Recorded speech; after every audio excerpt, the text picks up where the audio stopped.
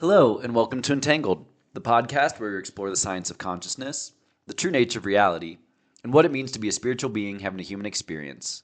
This is Trump 2024, MAGA, or How I Recovered from TDS, Part 2. In Part 1, I discussed how I recovered from TDS, Trump Derangement Syndrome. We then considered a January 2017 interview between Rachel Maddow and Senator Chuck Schumer, in which Schumer threatens the intelligence community has 6 ways from Sunday at getting back at Donald Trump. We explored specific examples of those 6 ways, including first, framing collusion with Russia in 2016, second, impeachment for investigating Biden's corruption in Ukraine, third, collusion to rig the 2020 election. In Part 2, we continue with fourth, framing insurrection on January 6, 2021, fifth, weaponizing the Department of Justice in the 2024 election, and sixth, assassination. We then ask, how did the deep state get so deep? I share some final thoughts on Donald J. Trump, the once and future president, and this essay concludes with a book of apocalyptic scripture, The Nature of the Rulers, or The Hypostasis of the Archons. Essays available for this and all episodes at entangledpodcast.substack.com. Music from the show is available on the Spotify playlist Entangled the Vibes. If you like the show, please drop a 5-star review and subscribe on Spotify, Substack, Apple, or wherever you listen to podcasts. Please enjoy the episode.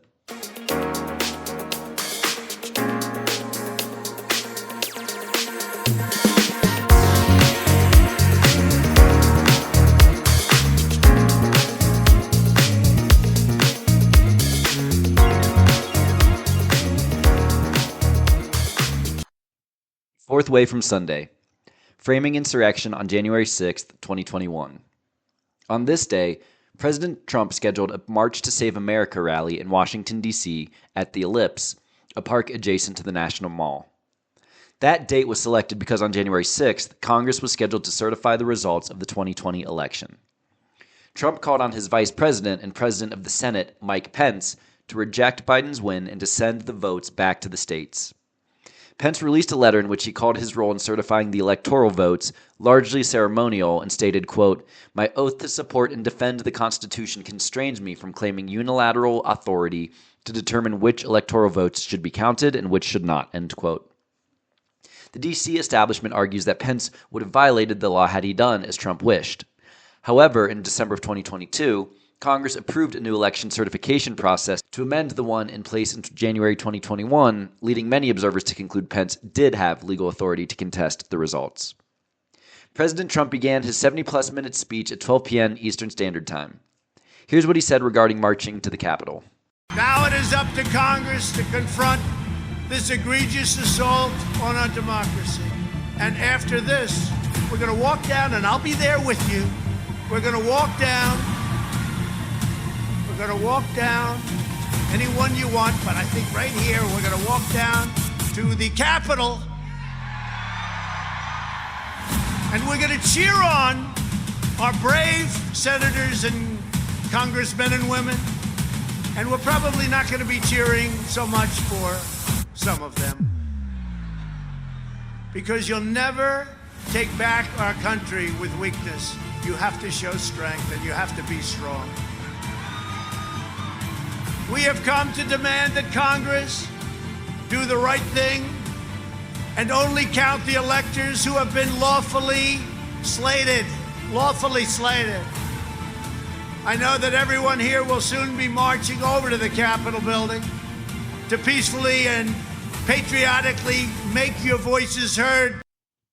A large crowd started to gather at the Capitol complex during Trump's speech. Trump returned to the White House after his speech rather than joining the protest at the Capitol. By 1:30 p.m., U.S. Capitol Police ordered its evacuation. The Secretary of the Army was on the phone with Washington, D.C. Mayor Muriel Bowser at this time as well. Mayor Bowser was calling for the National Guard to be deployed. Following Bowser's authorization, they were deployed. However, because the National Guard is a volunteer rather than a permanent police force, it took them 4 hours to arrive. The National Guard secured the Capitol perimeter in 2 hours, with the entire mission taking just 6. The brave men and women of our National Guard completed the fastest cold deployment since World War II. Yet the whole catastrophe at the Capitol that day could have been avoided. You see, for the National Guard to be deployed, it requires dual authorization. First from the president, and second from state and local authorities, in this case the mayor of D.C., or federal law enforcement, in this case the Capitol Police. President Trump had explicitly authorized the National Guard to be deployed if needed before January 6th, as he expected the rally to draw a historically large crowd. Kash Patel, then the Chief of Staff of the Department of Defense, reached out to offer assistance. The National Guard authorization was communicated to Mayor Bowser and to the Sergeants-at-Arms of the House and Senate, Paul Irving and Mike Stanger, who managed the U.S. Capitol Police. Yet they all said no. Mayor Bowser made it explicit in a written and signed letter to the administration on January 5th that she was requesting no additional support from the National Guard. The Sergeants-at-Arms internal documents show they denied the DoD's request for National Guard deployment 4 separate times before January 4th. Could the refusal have anything to do with the fact that the Senate Sergeant-at-Arms reports to the Senate Majority Leader, then Chuck 6 ways from Sunday Schumer, and that the House Sergeant-at-Arms reports to the Speaker of the House, then Nancy Articles of Impeachment, Pelosi? Why did Pelosi still refuse to answer Capitol Police Chief Stephen Sund's calls for National Guard authorization for 71 minutes after the situation got out of hand on January 6th? Why would they have done this when intelligence like the FBI, the DHS, etc., knew radicals were planning to attack the Capitol to target police officers as well as members of Congress? And why was this intelligence never communicated to Sund or Robert Conti, the chief of D.C. Metro Police? Why did FBI Washington Field Office Director Steve D'Antuono refuse to share this intelligence on the conference call with Capitol Police, the National Guard, and the military on January 5th? Why didn't Acting Secretary of Defense Chris Miller or Chairman of the Joint Chiefs of Staff Mark Milley share this intel either? And could Chief Sund's Assistant Chief for Intelligence and Security, Yogananda Pittman, have withheld intelligence from her boss? Why did Nancy Pelosi call for Sund's resignation on January 7th, replacing him with Pittman as acting chief? Is it just a coincidence that Yogananda Pittman is now chief of police for the University of California, Berkeley, right next to Pelosi's district? Ultimately, these failures left the authorization of the National Guard until the afternoon of January 6th, far too late to prevent the chaos that ensued that day. The following timeline was compiled in the documentary J6, A True Timeline. Crowds started to march to Capitol Hill shortly after 12 p.m. and grew in size around 12:30 p.m. Mike Pence arrived at the Capitol at 12:36 p.m. to certify the election at 1. At 12:54 p.m., the first breach of the Capitol barricades occurred. 1 minute later, crowds knocked down a second gate. Crowds were now advancing on the west front of the Capitol from 2 locations and then quickly filled the lawn on the Capitol's west plaza. Because the barriers had now been knocked down and the barrier fencing was pulled down by one individual, the crowd who followed behind likely had no idea the lawn was previously closed off. Around 1 p.m., just as the mob reached the Capitol, 2 alleged pipe bombs were found outside the Democratic and Republican Party headquarters. President Trump finished his speech at 1:12 p.m. just as Representative Paul Gosar, the Republican from Arizona, and Senator Ted Cruz, the Republican from Texas, challenged the electoral votes from Arizona inside the Capitol. For an hour starting at 1:21 p.m., police launched incendiary grenades, gas, and rubber bullets at the demonstrators. At 1:49 p.m., a riot was officially declared. 1 minute later, the officers began to use CS gas or tear gas on the crowd. The gas backfired and they effectively gassed themselves due to the wind. At 1:59 p.m., the east side of the Capitol was also breached. At 2:09 p.m., windows on the east side of the Capitol were broken in. 2 minutes later, windows on the west side were also broken in. Protesters soon entered the building through these breach points. President Trump tweeted at 2:24 p.m., quote, "Mike Pence didn't have the courage to do what should have been done to protect our country and our Constitution, giving states a chance to certify a corrected set of facts, not the fraudulent or inaccurate ones which they were asked to previously certify. USA demands the truth," end quote. The J6 committee would later claim this tweet was the motivation for a surge at the Capitol complex. They failed to mention that it was officers using munitions and CS gas at that time that led to the surge. Within 3 minutes of the CS gas misfiring, the entire police line on the west side of the plaza entirely collapsed. Most of the officers that day were not equipped with gas masks. At the same time, demonstrators on the east side were able to force open Capitol building doors. At 2:30 p.m., the House was called into final recess. 1 minute later, Mayor Bowser ordered a curfew from 6 p.m. to 6 a.m. the following morning. At 2:39 p.m., Metro PD reinforcements arrived. The Senate chamber, the Capitol rotunda, the Capitol corridors, and the West Terrace tunnel filled up with protesters over the subsequent 30 minutes. At 2:49 p.m., a demonstrator at the West Terrace tunnel activated a fire extinguisher towards dozens of police officers. At 4:17 p.m., President Trump posted the following video to Twitter, urging the protesters to go home. I know you're hurt. We had an election that was stolen from us. It was a landslide election, and everyone knows it, especially the other side. But you have to go home now. We have to have peace. We have to have law and order. We have to respect our great people in law and order. We don't want anybody hurt. It's a very tough period of time. There's never been a time like this where such a thing happened, where they could take it away from all of us, from me, from you, from our country. This was a fraudulent election, but we can't play into the hands of these people. We have to have peace. So go home. We love you. You're very special. You've seen what happens. You see the way others are treated that are so bad and so evil. I know how you feel. But go home and go home in peace.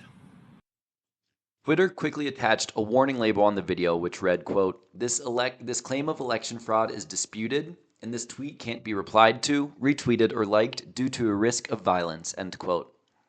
This limited the reach of the message. Minutes later, Twitter would remove the entire video message from its platform.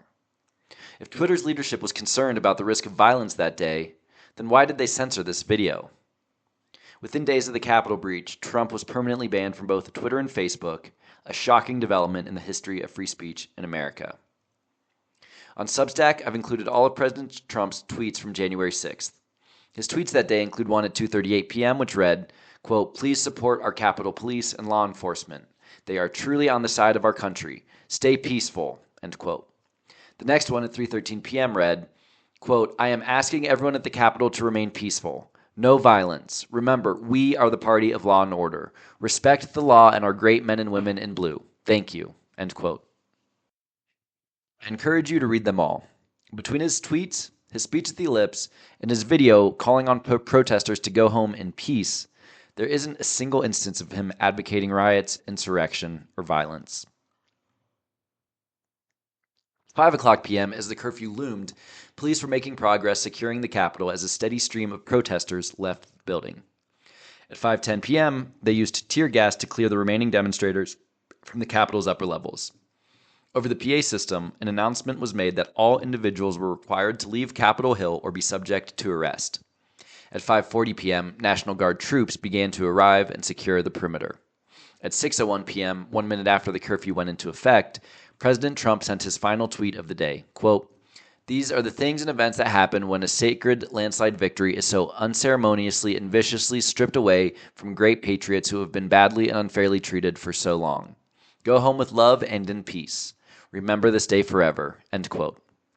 At 8 p.m., the Capitol was declared secure. Shortly thereafter, the Senate resumed debate over the certification process of Arizona's vote. The House reconvened about an hour later, and the election results were certified at 3:40 a.m. on January 7, 2021. Tragically, 4 protesters died that day. 2 suffered heart attacks, Kevin Greason and Benjamin Phillips. Roseanne Boyland was ruled to have died from amphetamines, but was seen on video being beaten by a cop while unconscious after being trampled by the crowd. And Ashley Babbitt, an unarmed woman, was fatally shot by a Capitol police officer. The media repeated the lie that another Capitol police officer, Brian Sicknick, had been bludgeoned to death by the mob with a fire extinguisher. He actually died on January 7th from 2 strokes, a death which the medical examiner declared as natural. Therefore, the so-called insurrectionist didn't kill anyone that day. But you won't hear that from the mainstream media, who continue to paint the narrative about Donald Trump's attempted coup. Despite the true chain of events on January 6th, President Trump was blamed almost immediately. The Democrat elite, the mainstream media, and the intelligence agencies used January 6th to delegitimize the MAGA movement and to treat its supporters as insurrectionists. Further, the D.C. establishment bastardized due process against the individuals at the Capitol that day.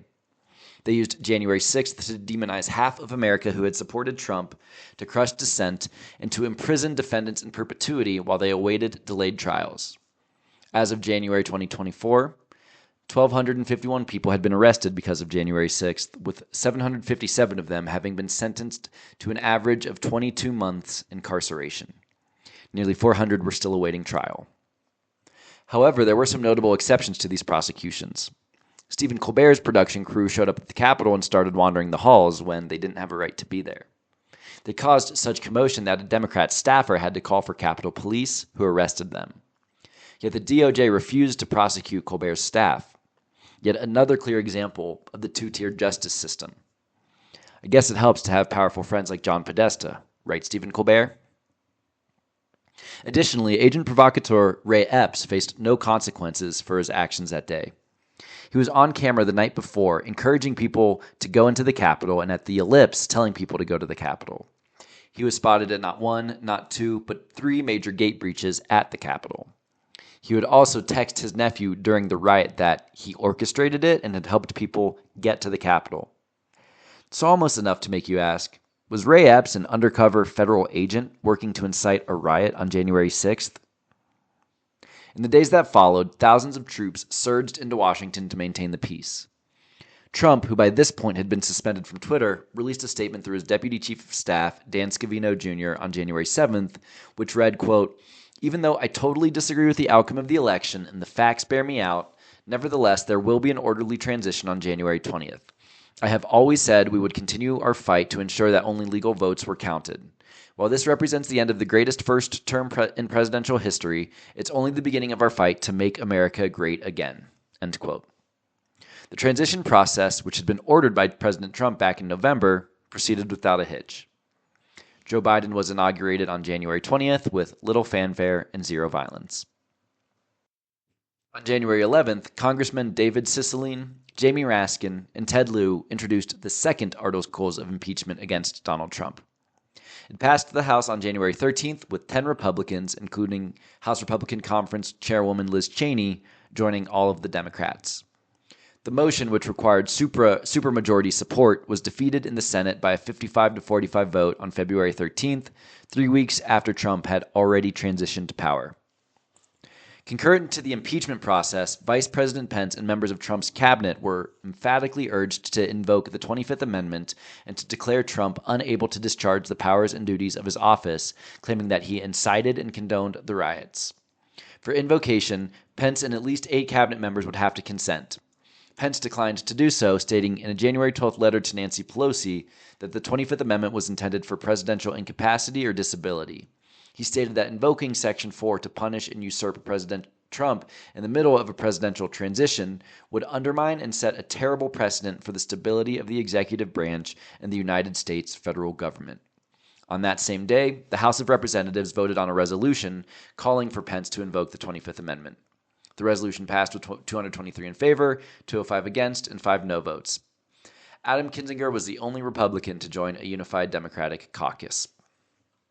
The Democrats took control of both houses of Congress in January 2021 and immediately set up another witch hunt against President Trump, the House Select Committee, on January 6th. Under normal, non-politicized circumstances, the leaders of each party are able to choose which members of their party will be on which committee. Republican leader Kevin McCarthy selected strong Republican members like Jim Jordan and Jim Banks. However, Nancy Pelosi acted completely out of tradition and blocked them from being seated. To still claim the committee was bipartisan, she instead selected the 2 biggest Trump-hating Republicans in the House, Liz Cheney and Adam Kinzinger. Most Republicans view both Cheney, the daughter of war criminal Dick Cheney, and Kinzinger to be rhinos, Republicans in name only. Their constituents would respond so negatively to the trial that Cheney was destroyed in her 2022 primary, while Kinzinger didn't even bother to run again for his seat. Democrat members on the committee included the king of TDS himself, Adam Schiff. The committee chose to hold much of their hearings and significant amounts of testimony behind closed doors. Just like the deep state operatives in the executive branch, they leaked and hid information selectively to support their narrative. For example, Liz Cheney released an edited video of Chairman Milley claiming that Vice President Pence, not President Trump, had ordered the National Guard to be deployed. This was done despite the fact that both Cheney and Milley knew the vice president has no authority to order or authorize troop deployments. The J6 committee also suppressed footage showing Capitol police officers opening emergency exit doors to let in protesters in the Upper West Terrace. Who were these officers, and why did the committee keep this from the public? Also, wasn't there a conflict of interest in Nancy Pelosi being the person to select the members of the J6 committee, given she was in charge of the House Sergeant at Arms, and that she was responsible for refusing the National Guard in the days prior to and the day of the event? That's almost as insane as having Alan Dulles lead the Warren Commission's investigation into President Kennedy's assassination. In fact, J6 committee member Democrat Benny Thompson would say Nancy Pelosi was off limits for the committee's investigation. Why? Here's Tucker Carlson interviewing Representative Clay Higgins, the Republican from Louisiana, whose analysis provides the answer. It has been exactly 3 years since January 6th, the events of January 6th, the racist insurrection that shocked this nation to its core, more profoundly than anything since Pearl Harbor plus the Civil War. And it has taken a while, honestly, even for people who aren't on the side of the professional liars, to realize there's something amiss about what happened that day. Not just the response, the largest law enforcement mobilization in the history of the United States. That was obviously disproportionate because it wasn't the worst riot that year, not even close. But the day itself, there was something about January 6th that didn't feel right. And hovering over that day has remained the question, to what extent was it a setup? And we still don't really know. But what's interesting is how few people have asked that entirely legitimate question. And one of the very few, really one of the only in the United States Congress, is a member called Clay Higgins from Louisiana. And in case you haven't seen this clip, it's worth rewatching. This is from 2022 in a Homeland Security Committee hearing where he asked it just directly of the FBI director. Watch. Did the FBI have confidential human sources embedded within the January 6th protesters on January 6th of 2021? Well, Congressman, as I'm sure you can appreciate, I have to be very careful about what I can say about when. Even now, because that's what you told us 2 years ago. May I finish? About when we do and do not, and where we have and have not used confidential human sources. But to the extent that there's a suggestion, for example, that the FBI's confidential human sources or FBI employees in some way instigated or orchestrated January 6th, that's categorically false. Did you have confidential human sources dressed as Trump supporters inside the Capitol on January the 6th prior to the doors being open? Again, I had to be very careful. It should be a no. Can you not tell the American people, no, we did not have confidential human sources dressed as Trump supporters positioned inside the Capitol? Gentleman's time has expired. You should not read anything into my decision not to share information. Director Ray, confidential human gentleman's time has expired. What a sleazy, repulsive little authoritarian liar Chris Wray is. That's obvious when you watch that tape. The sad part is so few tapes like that exist because so few have confronted him directly and asked questions to which the entire country has a right to know the answer, like that one. Clay Higgins did that. Congressman from Louisiana, Lafayette, joins us in studio. Congressman, thanks so much for coming on.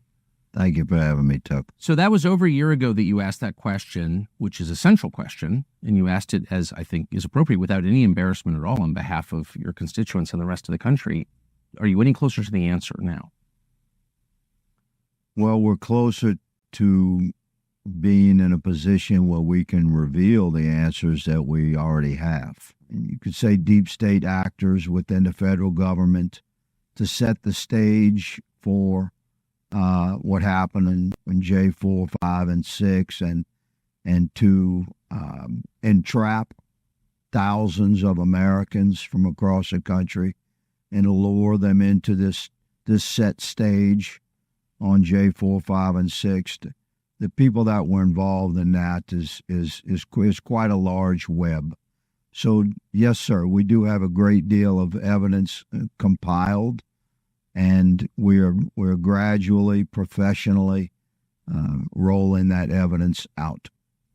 So you sort of answered the question right there in larger terms. You just said that elements within the federal government, I assume law enforcement, intel, and military, and I'm using your words, lured Americans to Washington into what you called a trap.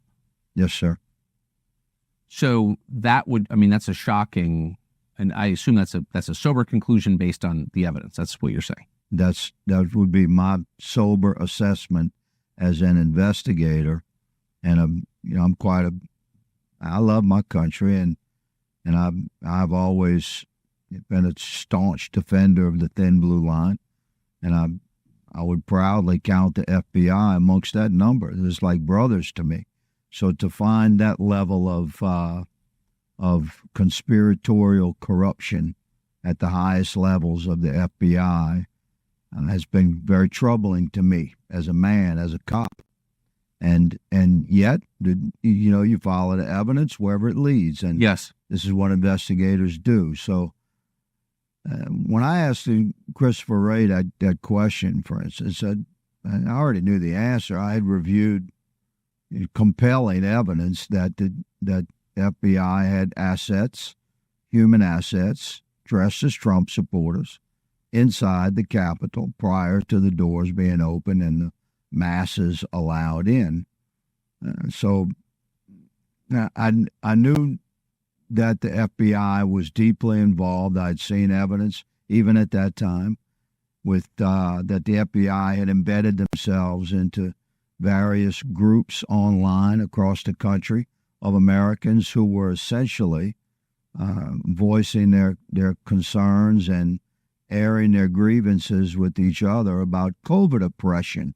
And those Americans were targeted by the FBI, almost universally Republicans and largely Trump supporters. But the FBI worked undercover to infiltrate those conversations and become a significant part of those individual Americans' communications. And when you dig into the evidence that we've had revealed through some criminal cases that I've followed and worked with the families of J6 political detainees and Americans that have been persecuted for their involvement in the Capitol that day, and some of that evidence is shockingly reveals that the FBI agents that were operating undercover within the online groups across the country were the first ones to plant the seeds of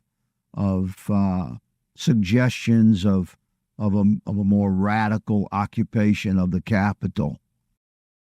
It's such a crime. Who planned this, do you think? Well, I think factions planned this. I wouldn't say who, Tucker, because I don't think there was one person that planned this, but I believe the faction of establishment liberals within the FBI and the Democrat Party and our intelligence services to another extent use their massive powers of surveillance and investigative assets that they have across the country, confidential informants, registered informants, non-registered informants, voluntary informants. It's a complex web of FBI assets across the country that can be activated. So if you have authority at some of the highest levels in the FBI, it doesn't take much. The faction within the FBI and within our intelligence services that would coordinate with the most extreme liberal factions within the Democrat Party that were desperate to keep Trump out of office and worked within the theater of operations, shall we say, that had been set by the COVID alleged medical emergencies nationwide and millions of mail-in ballots.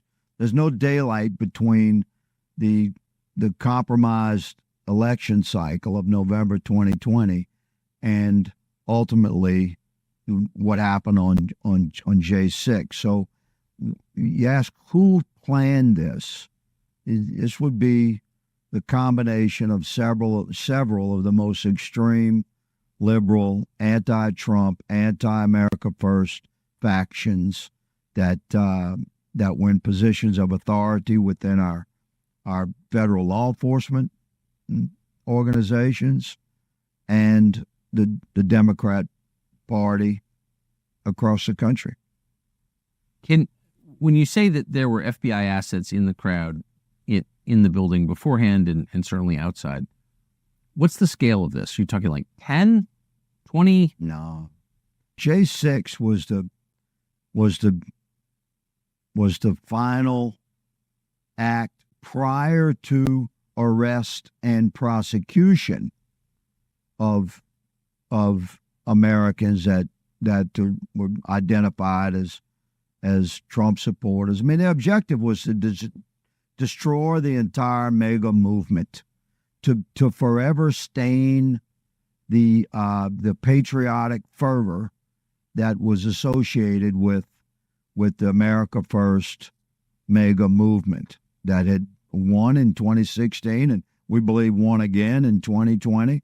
And the establishment on both sides, of both major parties, were determined to smash that out of existence, not just by defeating Trump, but by destroying the reputations of the movement itself, by creating this narrative that was totally false, but was heavily pushed, that MAGA Republicans, America First Republicans, are somehow a danger to our republic and a domestic terror threat, which is a whole nother story about what the FBI has done to tagging Americans as suspected domestic terrorists and following us as we travel across the country.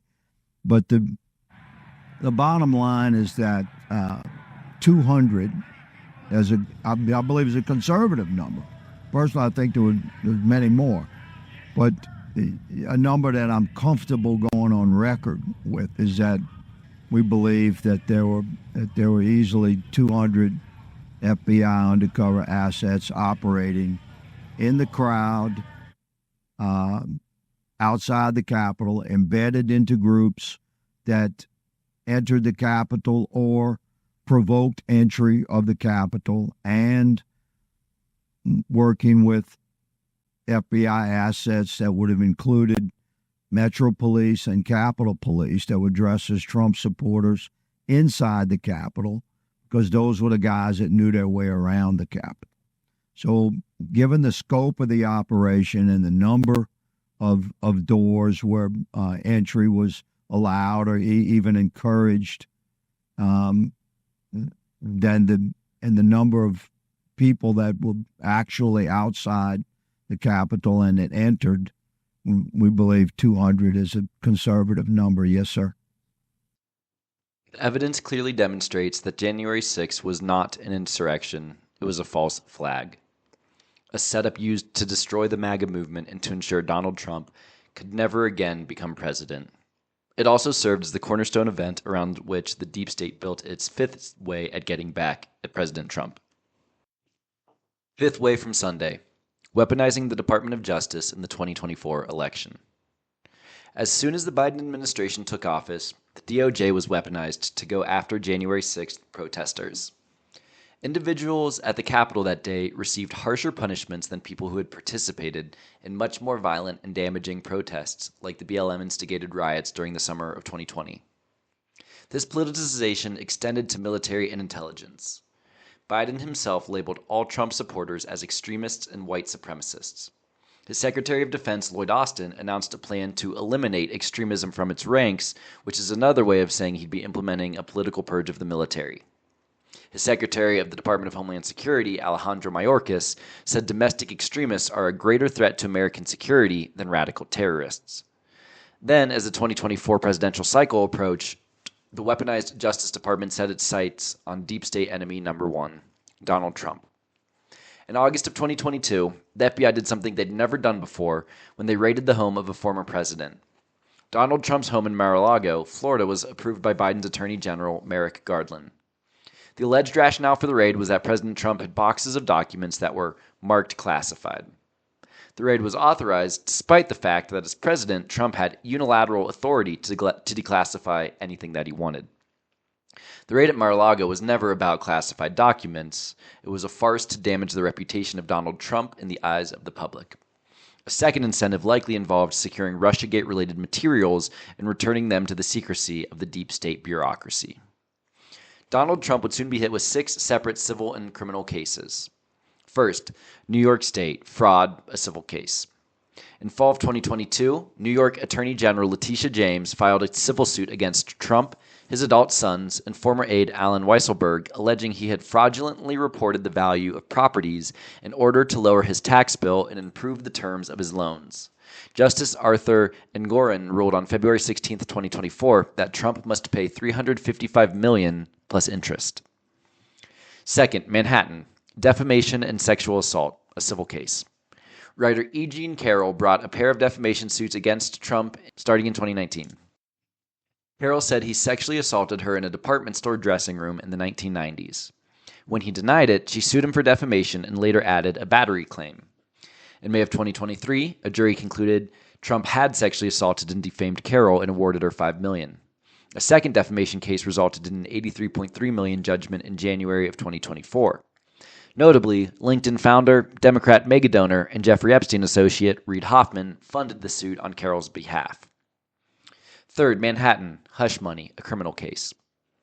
In March of 2023, Manhattan District Attorney Alvin Bragg brought felony charges against Trump, alleging he falsified business records as part of a scheme to pay hush money to a woman, Stormy Daniels, who said she'd been in a sexual relationship with him. Trump was convicted on May 30th, 2024, a result that has led the Mockingbird media to call him a convicted felon ad nauseum. The judge postponed sentencing until November 26th so that it wouldn't interfere with the election. Fourth, the Department of Justice, Mar-a-Lago documents, a criminal case. Special counsel Jack Smith charged Trump with 37 felonies related to the aforementioned removal of White House documents. Judge Eileen Cannon dismissed the case, finding that Smith's appointment was not constitutional. Smith has appealed. The charges included willful retention of national security information, obstruction of justice, withholding of documents, and false statements. Fifth, Fulton County, Georgia, election subversion, a criminal case. In August of 2023, District Attorney Fani Willis charged Trump and 18 others with a racketeering case, alleging a conspiracy with the aim of stealing the 2020 election. Willis's evidence included a call in which Trump asked Georgia Secretary of State Brad Raffensperger to find some 11,000 votes. A judge on September 12th tossed out 3 counts as outside the jurisdiction and dismissed several others. Sixth, Department of Justice, election subversion, a criminal case. Special counsel Jack Smith also charged Trump with 4 federal felonies related to the 2020 election in Washington, D.C. A grand jury indicted Trump on August 1st, 2023. On July 2024, the Supreme Court ruled that a president is immune from prosecution for official but not unofficial acts, sending the case back to the trial courts. Smith obtained a new indictment on August 27th. In addition to these, cases in over 30 states were filed over whether Trump should be removed from the ballot under a novel theory about the 14th Amendment. Opponents have argued that the former president is ineligible to serve again under a clause that disqualifies anyone who took an oath defending the Constitution and then subsequently participated in a rebellion or insurrection. After the Secretary of State of my home, George Soros-funded Jenna Griswold, removed Trump from the Colorado ballot, the Colorado Supreme Court upheld that decision. However, the decision was overturned by the U.S. Supreme Court on March 4th, 2024. Coincidentally, Griswold committed a major election security breach in October when the electronic voting machine passwords for election tabulation computers in 63 of 64 counties were inadvertently leaked on the Secretary of State's website. Corruption and intelligence rarely go hand in hand. To the casual observer, these legal cases made Trump look like a criminal who is not fit to serve as commander-in-chief. But to legal experts, they are all blatant examples of lawfare used to persecute political opponents. Here's Megyn Kelly with the hosts of the All In podcast, tearing apart all of these cases. I wonder how you think, as with family members, in the, that are cops, how you look at the other cases and if you think there's any validity to them. Because there are 5 No. cases we're talking about. He's guilty of the first 3 so far out of 3. Some of them feel trumped up. But what about the last 2? You know, the documents and the January 6th one. Do you think there's any validity to them? No validity. Zero. The only thing that Trump was potentially in trouble on, and the thing I hit him on when we interviewed, was not turning over the documents once he had a subpoena. Which would have been so easy to do. Yes. But which was dumb, but he's Trump. He should have He does turned this him stuff. over. He But always didn't. does self-destructive stuff. But that one's gone away now too because of Jack Smith not being properly appointed down there. But in So- answer to your question on Judge Merchan, I think he almost is in a position where he might have to sentence him to jail given how big they've tried to make it. You stole an election. But it would be at a suspended sentence. It would be immediately appealed. And I think Trump on appeal will win. There are so many holes in that case, so I don't think Trump will ever do one single day in jail. So, Megan, if we look at the 5 cases, 6 months from now, or a year from now, let's assume all 5 of them go to trial. He's guilty of 3 so far. Wait, what do you mean he's guilty of 3 so far? Well, What are he's you been talking convicted about? of 3. Sorry. What do you mean? No, he hasn't. I love this. E. Jean Carroll was guilty. That was not a conviction. That was a civil case. Okay, well, yes, so that's what I'm talking about. So that Okay, one but there's a was- big difference. It's still he was convicted. He was guilty of that. He got a settlement. In the Trump organization, they're guilty there. That, okay, again, the was CFO. civil, liable. Yes, of course. But these are the cases we're talking about. And in the third one... you know she's a lawyer, right? Yeah, of course. And in the third one... I'm just talking about the 5 cases. Yes, some are civil, obviously, and some are not. Some are criminal. But if we look You at all said 5 3 cases... convictions. Now you're walking it back. I'm not walking it back. There's Get it 3 in straight. which he was... You should walk it back. I'm Okay, guys, so take it glad easy. Megan is here Of the to 5, 3 dispel of them this. he's either guilty or... You got a bad result. Yeah, got a bad result. There are 2 more. If he is found guilty of those 2 more, Megan, and 5 of 5, he had a bad result. Way to frame it. Will you chalk all 5 up in your mind to 5 different jurisdictions, 5 different prosecutors, 5 different juries and or judges, all conspiring to get him? 100%. Okay. Yes. That's all I wanted to hear your answer to.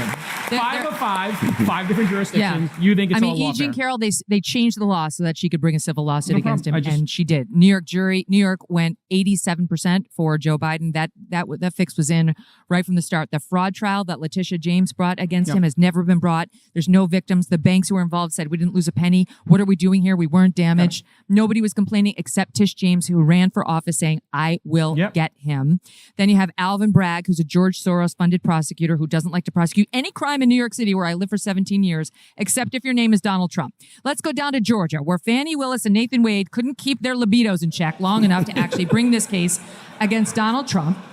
It's a repeat of what was happening in January 6th up in the case with Judge Chutkan, who loathes Trump and has sentenced almost every J6 defendant to way more jail time than their counterparts would get.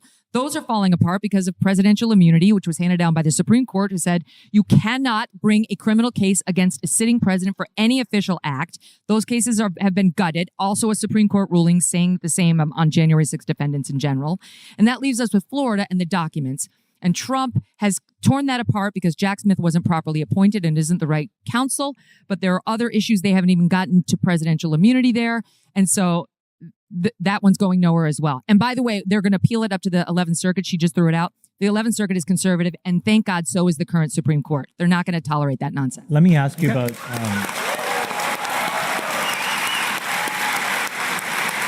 I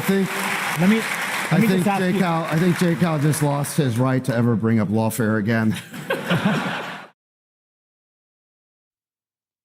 This lawfare only made Trump more popular with the people, who recognized the insane 2-tiered justice system which has been weaponized against him.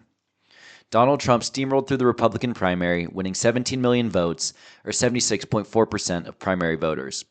He received 2,268 delegates, or 95.4% of total Republican delegates.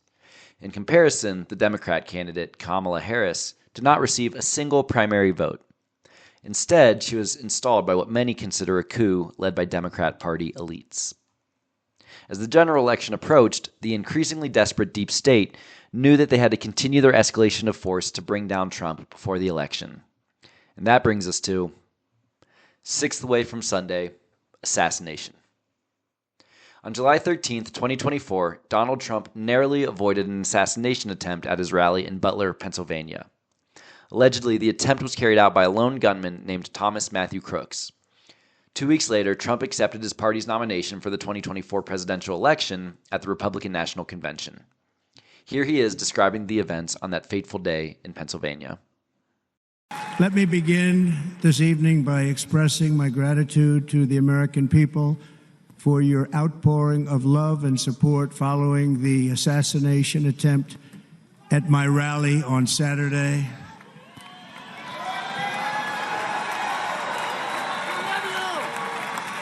As you already know, the assassin's bullet came within a quarter of an inch of taking my life. So many people have asked me, what happened? Tell us what happened, please. And therefore, I will tell you exactly what happened, and you'll never hear it from me a second time because it's actually too painful to tell. It was a warm, beautiful day in the early evening in Butler Township in the great Commonwealth of Pennsylvania. Music was loudly playing, and the campaign was doing really well. I went to the stage, and the crowd was cheering wildly. Everybody was happy. I began speaking very strongly, powerfully, and happily because I was discussing the great job my administration did on immigration at the southern border. We were very proud of it.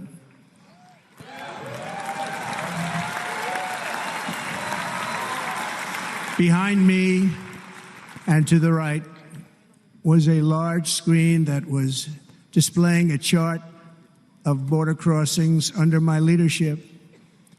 The numbers were absolutely amazing. In order to see the chart, I started to, like this, turn to my right and was ready to begin a little bit further turn, which I'm very lucky I didn't do, when I heard a loud whizzing sound and felt something hit me really, really hard on my right ear. I said to myself, wow, what was that? It can only be a bullet. And moved my right hand to my ear, brought it down. My hand was covered with blood, just absolutely blood all over the place. I immediately knew it was very serious, that we were under attack, and in one movement proceeded to drop to the ground. Bullets were continuing to fly as very brave Secret Service agents rushed to the stage, and they really did. They rushed to the stage.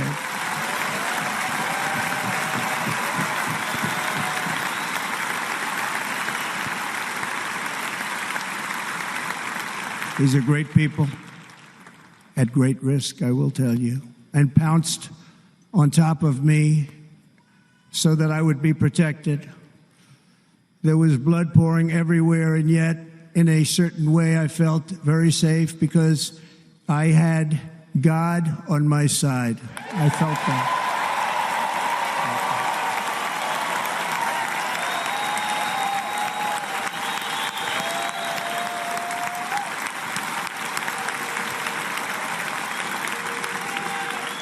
The amazing thing is that prior to the shot, if I had not moved my head at that very last instant, the assassin's bullet would have perfectly hit its mark, and I would not be here tonight. We would not be together.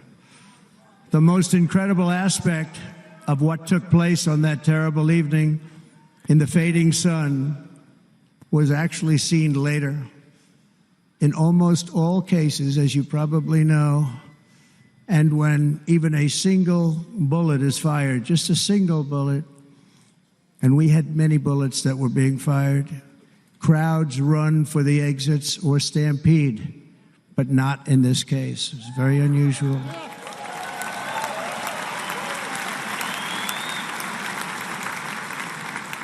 This massive crowd of tens of thousands of people stood by and didn't move an inch. In fact, many of them bravely but automatically stood up looking for where the sniper would be. They knew immediately it was a sniper, and then began pointing at him. You can see that if you look at the group behind me. That was just a small group compared to what was in front. Nobody ran, and by not stampeding, many lives were saved. But that isn't the reason that they didn't move. The reason is that they knew I was in very serious trouble. They saw it. They saw me go down. They saw the blood and thought, actually most did, that I was dead. They knew it was a shot to the head. They saw the blood. And there's an interesting statistic. The ears are the bloodiest part. If something happens with the ears, they bleed more than any other part of the body. For whatever reason, the doctors told me that. I said, why is there so much blood? He said, it's the ears. They bleed more. So we learned something, but they just, this beautiful crowd, they didn't want to leave me. They knew I was in trouble. They didn't want to leave me. And you can see that love written all over their faces. They're incredible people. They're incredible people. Bullets were flying over us, yet I felt serene. But now the Secret Service agents were putting themselves in peril. They were in very dangerous territory. Bullets were flying right over them, missing them by a very small amount of inches. And then it all stopped. Our Secret Service sniper, from a much greater distance and with only one bullet used, took the assassin's life, took him out.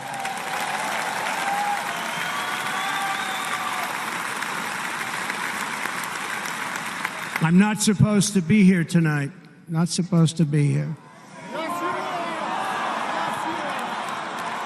Yeah.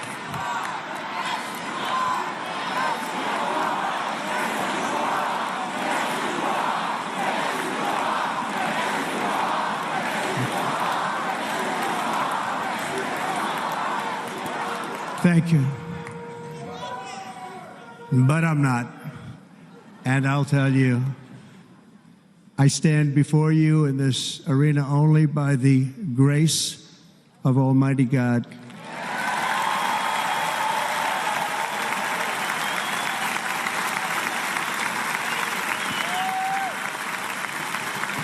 In watching the reports over the last few days, many people say it was a providential moment. Probably was. When I rose, surrounded by Secret Service, the crowd was confused because they thought I was dead, and there was great, great sorrow. I could see that on their faces as I looked out. They didn't know I was looking out. They thought it was over. But I could see it, and I wanted to do something to let them know I was okay. I raised my right arm, looked at the thousands and thousands of people that were breathlessly waiting, and started shouting, "Fight, fight, fight."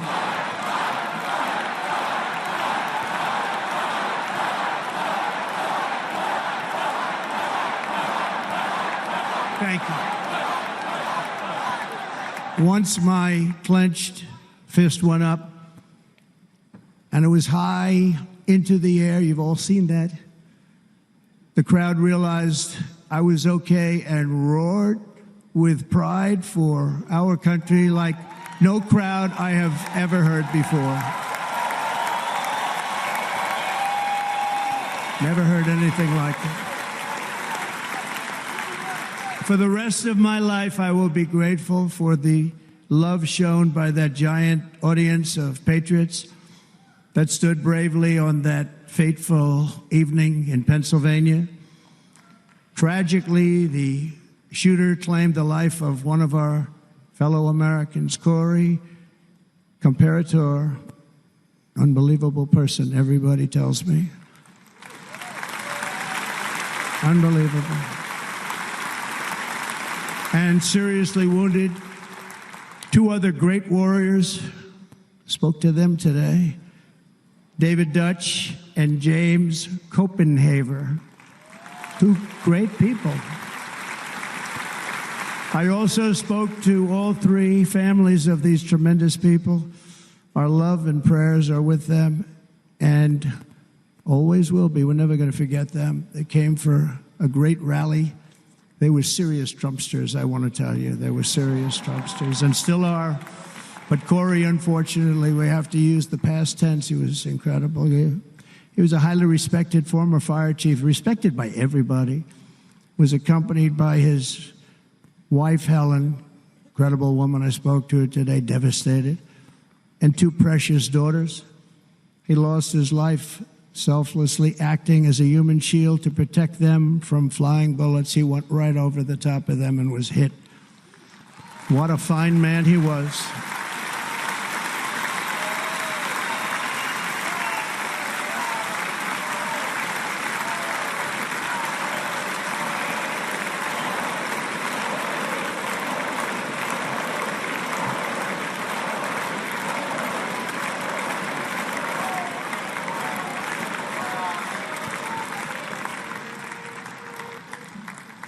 There is no greater love than to lay down one's life for others. This is the spirit that forged America in her darkest hours, and this is the love that will lead America back to the summit of human achievement and greatness. This is what we need. Despite such a heinous attack, we unite this evening more determined than ever. I am more determined than ever, and so are you. So is everybody in this room.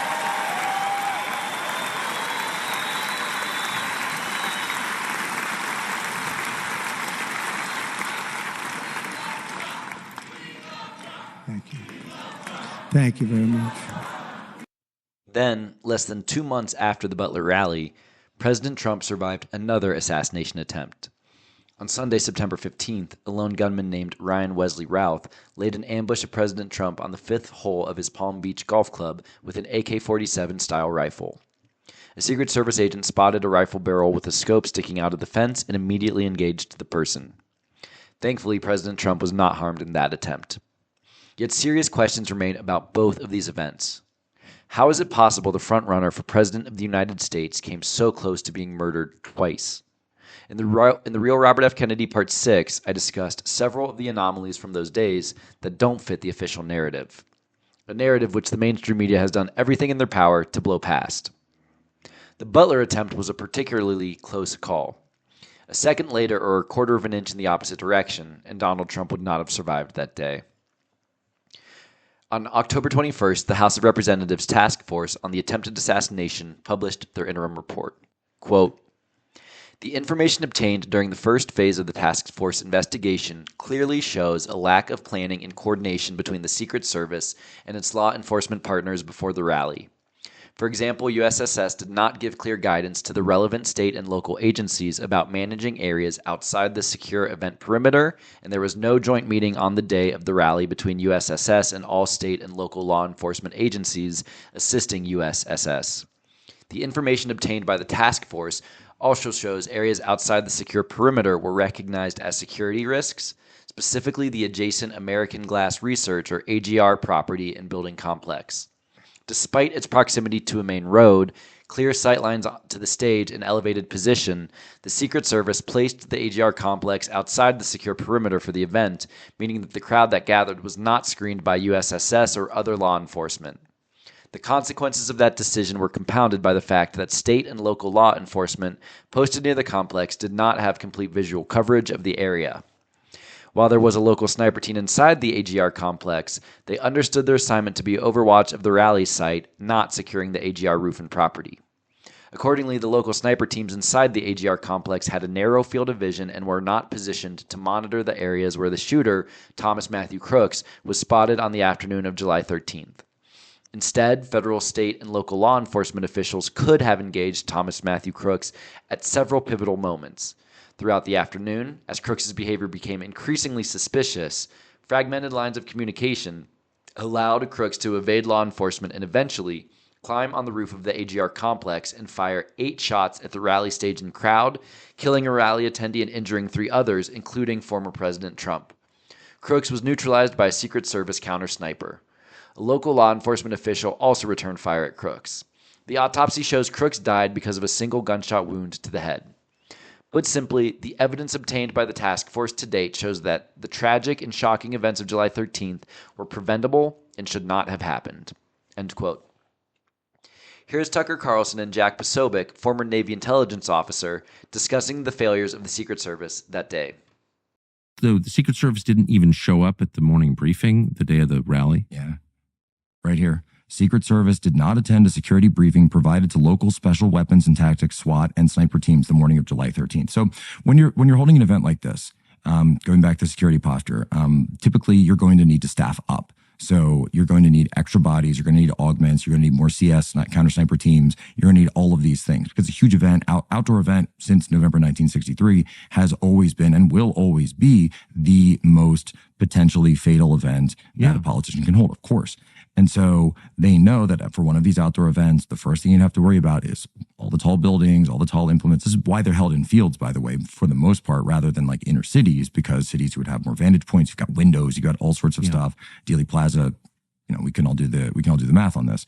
And so they bring in augments from state police. They bring in augments from the local Butler County Sheriff. They bring augments from the Butler Township Police, and to say, okay, you're going to be working with us. Now, every single presidential event is controlled by the Secret Service. And this woman, Kimberly Cheadle, speaking of female leadership, it tells us that, well, these areas were assigned to the local police, and that's just not true.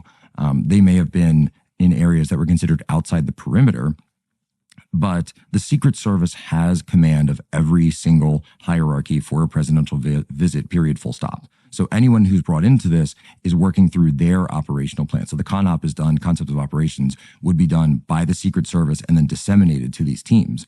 However, we're told that at the basic sync meeting that you would have been having that morning, Secret Service wasn't even there. So the local police say, okay, morning of, let's go. It's the, like the coach meeting the team before the Secret game. Service is responsible for protecting Trump. Yes. But they couldn't even go to the meeting that morning? So let me ask you a question. And this is the meeting That's bizarre, where right? So who was this guy and how did he get there? What do we know about him? This individual, and I want to skip ahead a little bit in the report because there's a lot in this report. Even, by the way, let me say this real quick. Section 5. Secret Service was initially not going to send snipers to the rally, according to local law enforcement. How? How does that even happen? An outdoor rally with a guy who's the former president of the United States, who is imminently becoming the nominee for president of the United States, right. Someone who we just know, it's just inherent that Donald Trump has multiple credible threats to his life at all times for like the last decade or so. And they weren't even going to provide counter sniper teams at first to this rally, which, as I just said, is outdoors, which is the most potentially fatal, the most dangerous position a politician can ever put themselves in. We're told the counter sniper team showed up like the day before to actually do some of the casing, not, a week prior. And I've done presidential visits. I've done overseas stuff with presidents and detailees, and you're out there a week before, you're going through the motorcade route, you're checking bridges, you're doing all that stuff. None of that was done here. None of it. 8 days before the rally, local police are informed. 5 days before the rally, they meet with the Secret Service and they're informed that the rally will be held at the Butler Farm Grounds. 3 days before the rally, Secret Service conducts a site visit. Just 3 days before they conducted the site visit. At that point, no counter sniper teams. On the day of the rally, at 9 a.m., they hold the briefing. 46-page slide deck only from the local Butler ESU. Local SWAT and sniper units are there, but the staging locations are laid out. Secret Service doesn't attend. According to attendees of the briefing, no Secret Service or other federal law enforcement is present for this briefing. Secret Service had not initially intended to provide sniper units, but changed course for currently unclear reasons. The briefing included an outline of the security perimeter for the event and areas of responsibility, or AORs. At 9:27 a.m., concurrent, Thomas Matthew Crooks, the alleged shooter, enters a Home Depot located in Bethel Park, Pennsylvania. CCTV footage shows the shooter entering alone. A couple minutes later, he purchases a 5-foot aluminum dual platform ladder. That's the only time we see the ladder, by the way, Tucker, in this timeline. The ladder disappears after this. 9:42, he leaves. They identify him. 10:30, snipers are in position. And this is interesting. Can I just ask? So that morning, Crooks buys the ladder. Yes. So that suggests he's already figured out exactly what he's going to do. He's got an idea. Interesting. Okay. So the ladder's in place. 10:30 a.m., 2 local law enforcement snipers are in position on the second floor inside the AGR building, the American Glass Research Building. So they don't go to the roof of this building. They go inside the second floor. They sit there. They're looking out the windows, but they never actually go to the roof or apparently to the back of the building to see where this guy came up. 5:10 p.m., Crooks is first observed by one of the snipers, AGR Sniper 1, at the AGR building. And he takes the picture below of Crooks.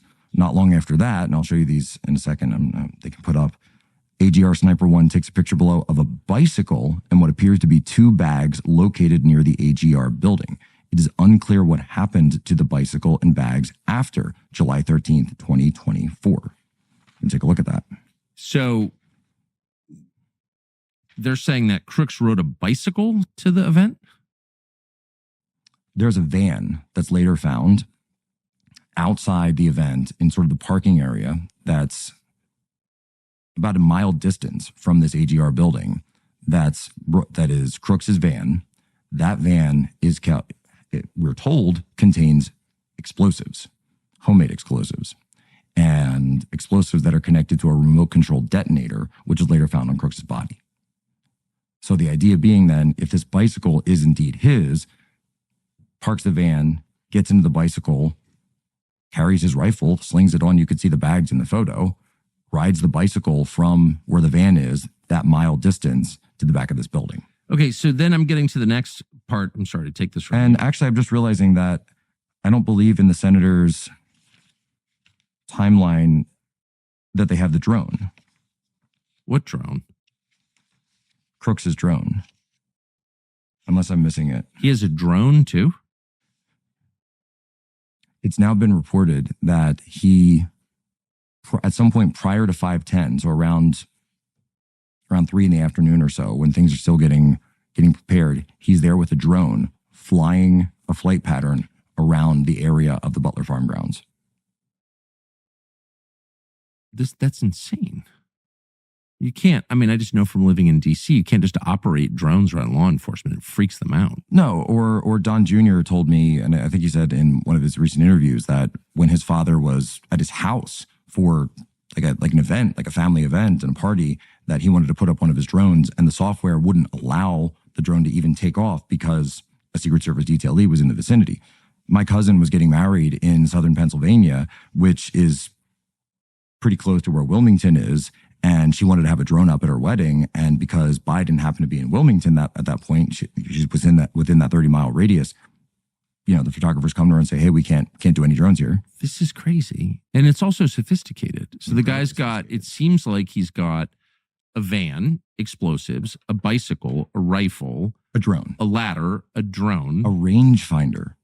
A rangefinder. I'm going to ask you about that in a second. And the guy knew this was coming. This wasn't a spur of the moment thing. He's buying the ladder that morning. And he's making a shot that everyone is sort of, I know everyone's like, oh, it's not 140 yards, not that far. I think it was 140 yards. It's a boot camp shot. Yeah, boot camp shot. Still, I don't know. I fired that rifle yesterday. You know, you kind of have to. With no scope. He had no scope? No scope, iron rails. Are you sure? Yes. He used iron sights to hit someone. He used iron sights. In the face at 140 yards. My take on that, and just my assessment, was that he knew that because he was lying prone, he knew that a scope or an EOTech or something would present more of a picture to any counter snipers. So if you wanted to stay lower, if you wanted to stay more out of sight, and he's using the angle of the building to conceal himself, that you wouldn't want something. Okay, I'm calling bullshit on this whole thing. I'm trying not to use swear words. Excuse me. This is not plausible. This kid's a 20-year-old, much bullied, socially awkward, weird kid who washes out of the rifle team because he can't shoot. He's got no social media profile. His search history suggests no research into any of this, and he sounds way too sophisticated And what the videos that they're not talking about are the fact that he appears in this like BlackRock ad, and as well as a number of YouTube videos regarding computer programming. A lot of people need to answer for these assassination attempts and to prevent another one. This includes President Joe Biden, Vice President Kamala Harris, FBI Director Christopher Wray, former Secret Service Director Kimberly Cheadle, Acting Secret Service Director Ronald Rowe Jr., Director of Homeland Security Alejandro Mayorkas, Attorney General Merrick Garland, ICE Director Patrick Lechleiter, ATF Director Steve Dettelbach, and CIA Director William Burns. Could these lunatics attacking Trump have anything to do with the violent rhetoric spoken by Democratic Party elites and their conduits in the media? After the second attempt, President Trump issued a statement which read, quote, "Democrats' rhetoric inspired another attempt on President Trump's life. Yesterday, President Donald J. Trump was the target of a second assassination attempt in as many months. Thankfully, the would-be assassin was stopped by the heroic action of law enforcement, but make no mistake, the psycho was egged on by the rhetoric and lies that have flowed from Kamala Harris, Democrats, and their fake news allies for years. Democrats used increasingly incendiary rhetoric against President Trump in the days, weeks, and months leading up to the assassination attempts." End quote. Trump then lists specific examples of this rhetoric, which include Kamala Harris repeatedly. Trump is a threat to our democracy and fundamental freedoms. Joe Biden. It's time to put Trump in a bullseye. Tim Walz. Are Republicans a threat to democracy? Yes. Are they going to put people's lives in danger? Yes. Representative Dan Goldman. He is destructive to our democracy and he has to be eliminated. Representative Nancy Pelosi. Trump is a threat to our democracy of the kind that we have not seen. Liz Cheney. Trump presents a fundamental threat to the republic, and we are seeing it on a daily basis. And on, and on, and on. And if you're angry about these recent assassination attempts, just wait until you learn what these deep state criminals attempted to do to Air Force One in June of 2018. Despite all the attacks by the deep state, despite the slanders, the impeachments, the framings, and the rigged election, Donald Trump is stronger and more popular than ever. But of course, the deep state isn't done yet with their dirty tricks. What can we expect from them as votes are cast on Election Day and the results are finalized? At the very least, we know the propagandists will be selling us on Russiagate Part 3, the return of Putin. Might help to check in with somebody who knows how Russia works, who has personal experience with it. Victoria Nuland retired this year after more than 3 decades of government service. She retired as the number 3 ranking official at the U.S. State Department. In her time in government service, she also became a top target of Putin and Russia's intelligence agencies. Putin's regime bugged her cell phone. They leaked recordings of her calls with other diplomats in an attempt to undermine her relationship and America's relationship with our allies. Russian state media has consistently portrayed her as a kind of uber-powerful American boogeyman. They've blamed her, for example, for single-handedly causing the revolution that ousted Ukraine's pro-Putin president in 2013. That was 2013. They're still blaming her for that now. Victoria Nuland is an American government expert on Russian aggression. She also personally knows what it's like to experience it firsthand. Joining us now is Victoria Nuland, career diplomat, recently retired as Undersecretary of State for Political Affairs. Madam Ambassador, thank you very much for being here. I know that TV interviews aren't your favorite thing in the world. Thank you, Rachel. It's great to be back with you and to talk about this issue as you and I did in 2016, as we did as well in 2020. This is the 3rd election in a row in which Russia has tried to interfere to try to get Trump into the White House. How do you assess the magnitude and the type of interference they're attempting this year compared to what they've done in his previous 2 elections? Well, as you said earlier, Rachel, he's at it again. This time he's not even trying to hide his hand, and he has far more sophisticated tools. You know, his AI is better, so he can make these fake videos. He has done things like spend $10 million trying to buy American influencers and get them parroting his lines and not even know it's happening. But he's also got a brand new, very, very powerful tool, which is Elon Musk and X. You know, in 2020, the social media companies worked hard with the U.S. government to try to do content moderation to try to catch this stuff as it was happening. But this time we have Elon Musk talking directly to the Kremlin and ensuring that every time the Russians put out something like this, it gets 5 million views on X before anybody can catch it. So it's quite dangerous. Although I do think the American electorate has gotten more sophisticated and more savvy about this stuff. If an American citizen is talking to senior officials in the Russian government about anything, aren't they supposed to be reporting those contacts to the U.S. government? I mean, and if so, is that just a nice thing to do, like a patriotic thing to do, or are they required to do that? It's not a legal requirement, but it obviously causes some suspicion and question about what Musk's motives are here, especially because Putin doesn't like it when he thinks we're interfering in his election, which we don't do, despite his views about that. But clearly, he's interfering in our election, and Musk is helping him. And Musk is also helping Trump. So now you have this triumvirate all on the same team.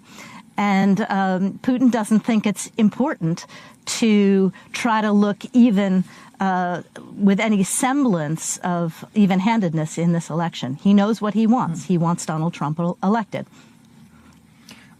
I wanted to ask you about something else that was reported today in the New York Times, which is that, according to the Times' reporting, one of the ideas that's circulating in Trump's campaign is that if he's elected, they should get rid of FBI background checks for security clearances. That instead the White House alone, or the White House maybe with a private company that they appoint for this purpose, should decide who gets security clearances without allowing the FBI to review, for example, people's past convictions, people's connections with foreign governments, people's susceptibility to blackmail or other reasons they might be denied a security clearance. That feels like a very risky move in any circumstance.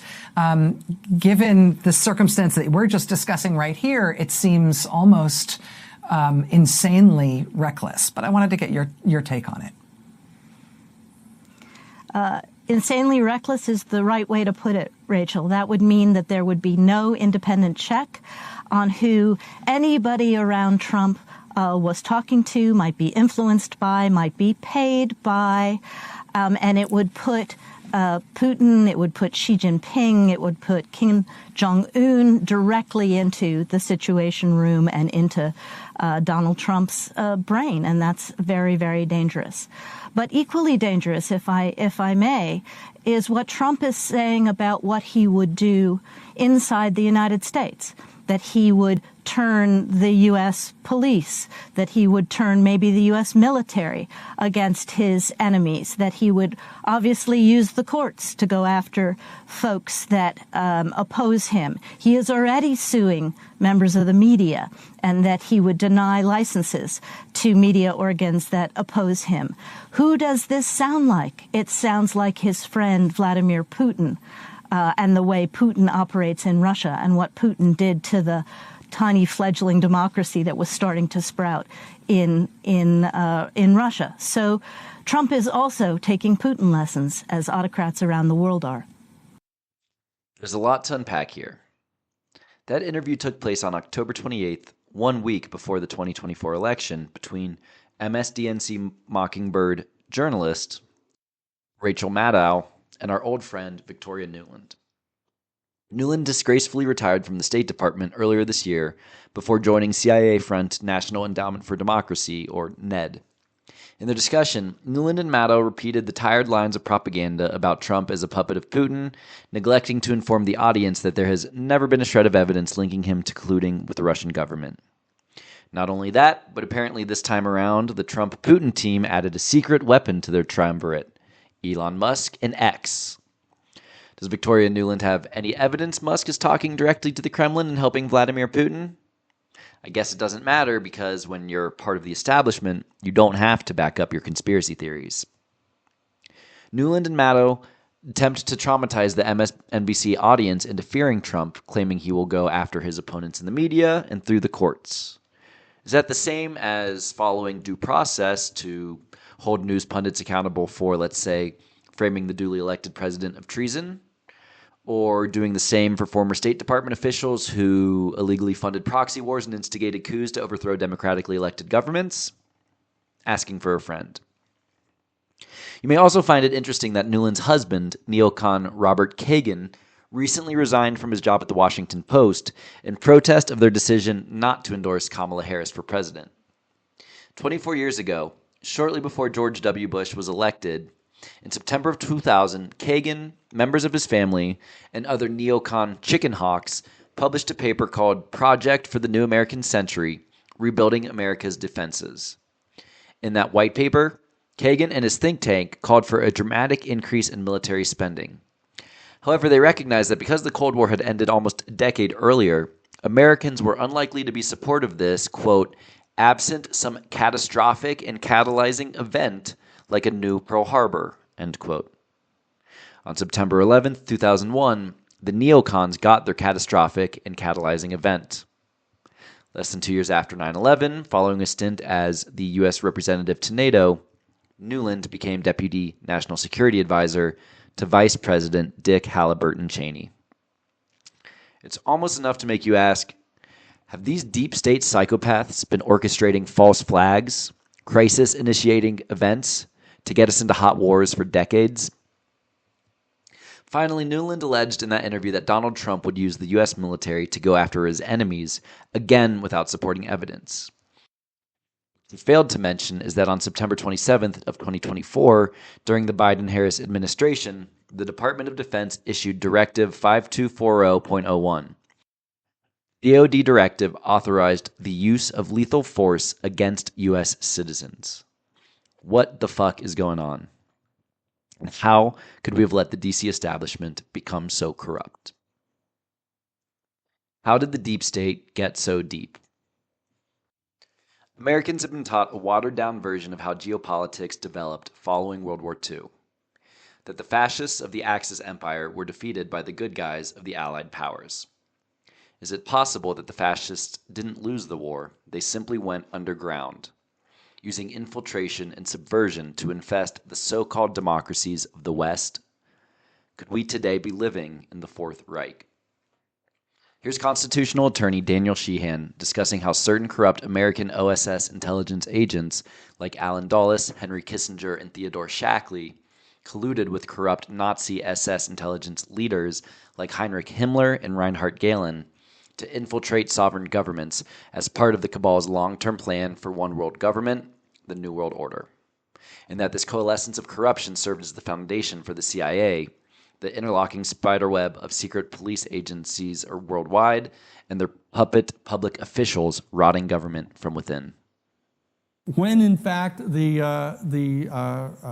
German army surrendered to the United States and the Allies, Reinhard Gehlen, the chief of the anti-Soviet and anti-Eastern Bloc intelligence, came down out of the Bavarian mountains dressed in a uniform of an American private and turned himself in to the 101st Counterintelligence Corps of the United States Army and revealed the fact that he was Reinhard Gehlen, the Major General in charge of the anti-Soviet and the anti-Eastern Bloc intelligence for the Third Reich, and he made an offer to them that if they would release him and 100 of his hand-picked assistants in the anti-Soviet division of the Third Reich, he would agree to turn himself into them and he would work for them. If they would take all of their names off the Nuremberg War Crimes Tribunal and put him in charge of the post-war intelligence for Germany. And he was assigned 2 German-American translators from the 101st Counterintelligence Corps. And these 2 were Theodore G. Shackley and Henry Kissinger. And they served as the translators for Reinhard Gehlen in his initial offerings that he was making to the OSS at that time, offering to come into their service against the Soviet Union and the communists throughout Europe if they would release him and his 100 men from any responsibility for their actions taken during World War II. And Reinhard Gehlen then took Theodore G. Shackley with him and was brought all the way from Germany to the United States and put in residence at a place called Fort Hunt outside of Washington, D.C., where he spent 3 weeks negotiating with the top officials of the OSS and the elite bankers and lawyers for this elite, making a bargain that he would run the anti-Soviet intelligence for the Allied powers after World War II, if they would agree to not only take him and his 100 men off the Nuremberg War Tribunals, but actually put them in charge of the intelligence services of the new western half of Germany at the end of World War II. But he would not reveal to any of them the content of their files. And he would not turn over the files to them. They were going to remain in possession of the files, Gehlen and his men, and they would administer this entire anti-Soviet intelligence operation for the Western Allies. And that agreement was struck at Fort Hunt at the end, in the closing months of, or after the Germans had surrendered, but while the Japanese were still actively engaged in war against the United States. So that's the fourth thing that was done. And the thing that was raised was that they also, the OSS undertook a program to reach out to try to take into custody and keep from falling into the hands of the Russian advancing forces on the Eastern Front all of the rocket scientists for Germany. Because as you may have heard, the Germans were engaged in this aggressive program of developing rockets that could be launched from Germany to firebomb England, and they were developing major sophisticated missiles toward the end of World War II, and they had a program, a classified program of the OSS to recruit as many German rocket scientists as they could, and it was codenamed Operation Paperclip. But there was a second program in addition to Operation Paperclip that was codenamed Operation Overcast. And pursuant to this classified program, the OSS forces engaged in an aggressive campaign to identify and seek out all of the Third Reich's anti-communist agents everywhere, and not just with Reinhard Gehlen and his 100 men who were going to stay operational in his office, but they took into custody as many of the covert operations people as they could of the German Third Reich, of the fascist Nazis, and basically brought them into under the auspices of the OSS and basically deputized them as the political operatives of the anti-communist campaign that they were planning to mount at the end of World War II. And so that you got under Operation Overcast, you got a lot of the ideologues and the political fascists of the Third Reich that were given protection and taken into the protective custody of the OSS and actually given false names, new names, and false passports, etc., and ensconced all throughout Europe and even taken into the United States. Now, this is over and above those that were allowed and facilitated to escape into South America. These are people that were actually put into place all throughout Europe in a group that they called the Gladios, which is from the Latin root of the sword. That they were the so-called stay-behinds.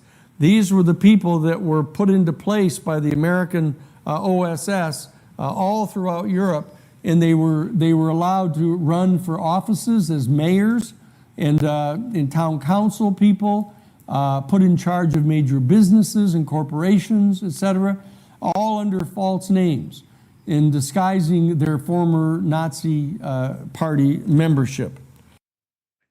Through Operations Paperclip and Overcast, the Nazi SS and American OSS effectively merged to form the CIA at the end of World War II. The CIA inherited the Nazis' torture and mind control experiments, which the Nazis had built off the ritualistic abuse practices employed by the Holy Roman Empire. The CIA launched Operation Bluebird in 1948, which morphed into Operation Artichoke, and by April of 1953, the Nazi mind control experiments became MK-Ultra. Alan Dulles, the first civilian director of the CIA, had the agency's mind control projects headed by Dr. Sidney Gottlieb. In December of 1974, Project MK-Ultra came to light through a series of New York Times articles written by Seymour Hersh. First, the Church Committee and then the Rockefeller Commission investigated the program. The CIA claimed that MK-Ultra ended when Sidney Gottlieb retired in the early 1970s, after then-director Richard Helms ordered him to destroy all of the MK-Ultra files. This was, of course, a lie. MK-Ultra has continued to this day, and the atrocities committed within these programs include evils beyond comprehension. In Who is Hillary Rodham Clinton, I shared the story of Kathy O'Brien. O'Brien spent decades enslaved within MK-Ultra before being rescued by white hat Mark Phillips in 1988. She has spent the past 36 years telling the public her story and shining light on the depravity of the deep state. Here's Kathy in a 2007 interview with Regina Meredith on Open Minds. There's a criminal faction of the U.S. government that was actively involved in MK-Ultra mind control.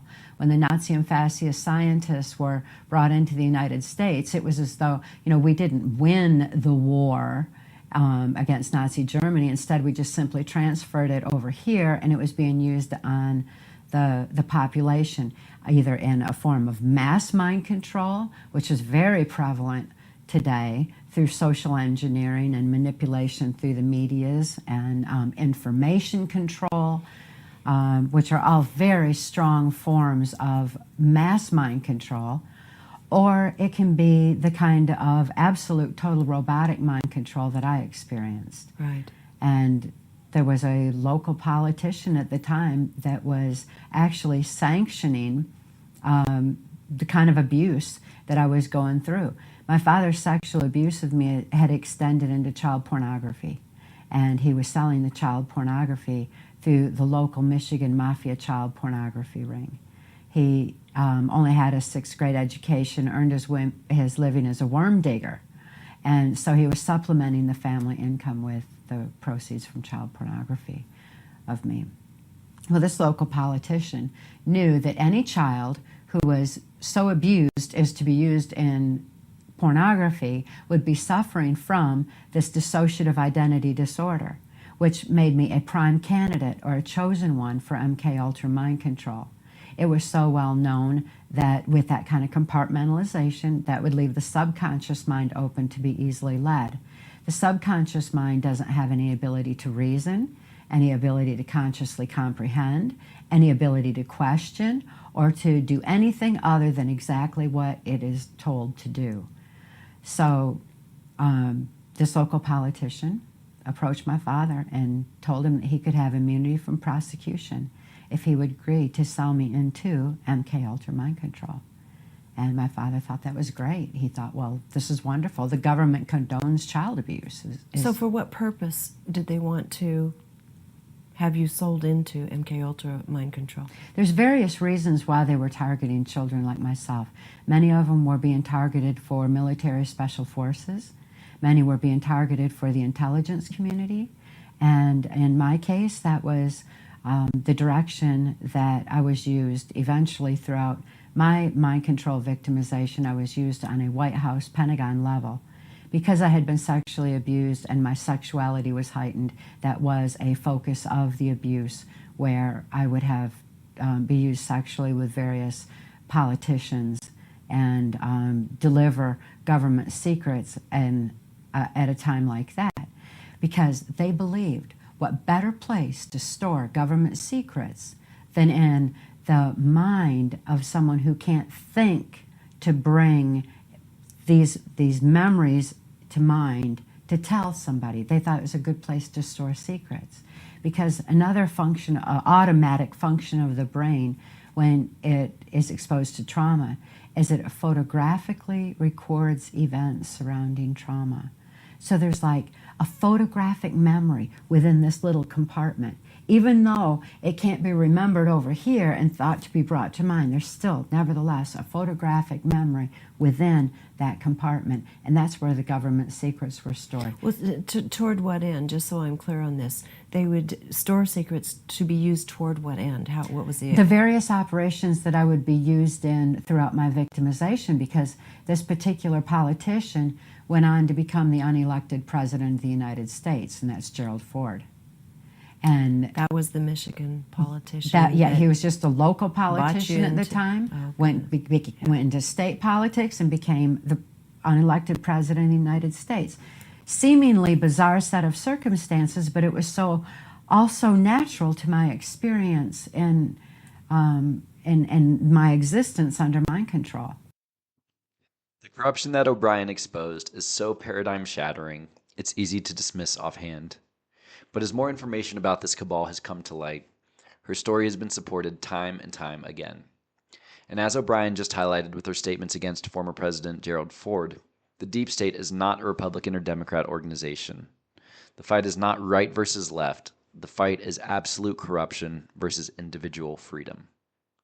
The corruption and perversion of our government has continued since Ford's presidency. However, the truth finally started to break through the dam of suppression about child trafficking when WikiLeaks released John Podesta's emails in October of 2016. David Seaman is one of the investigative journalists who broke what became known as Pizzagate. When Seaman testified to the ITNJ's Commission on Human Trafficking and Child Sex Abuse, he explained the structure of the deep state and why child trafficking is so critical to the cabal's power.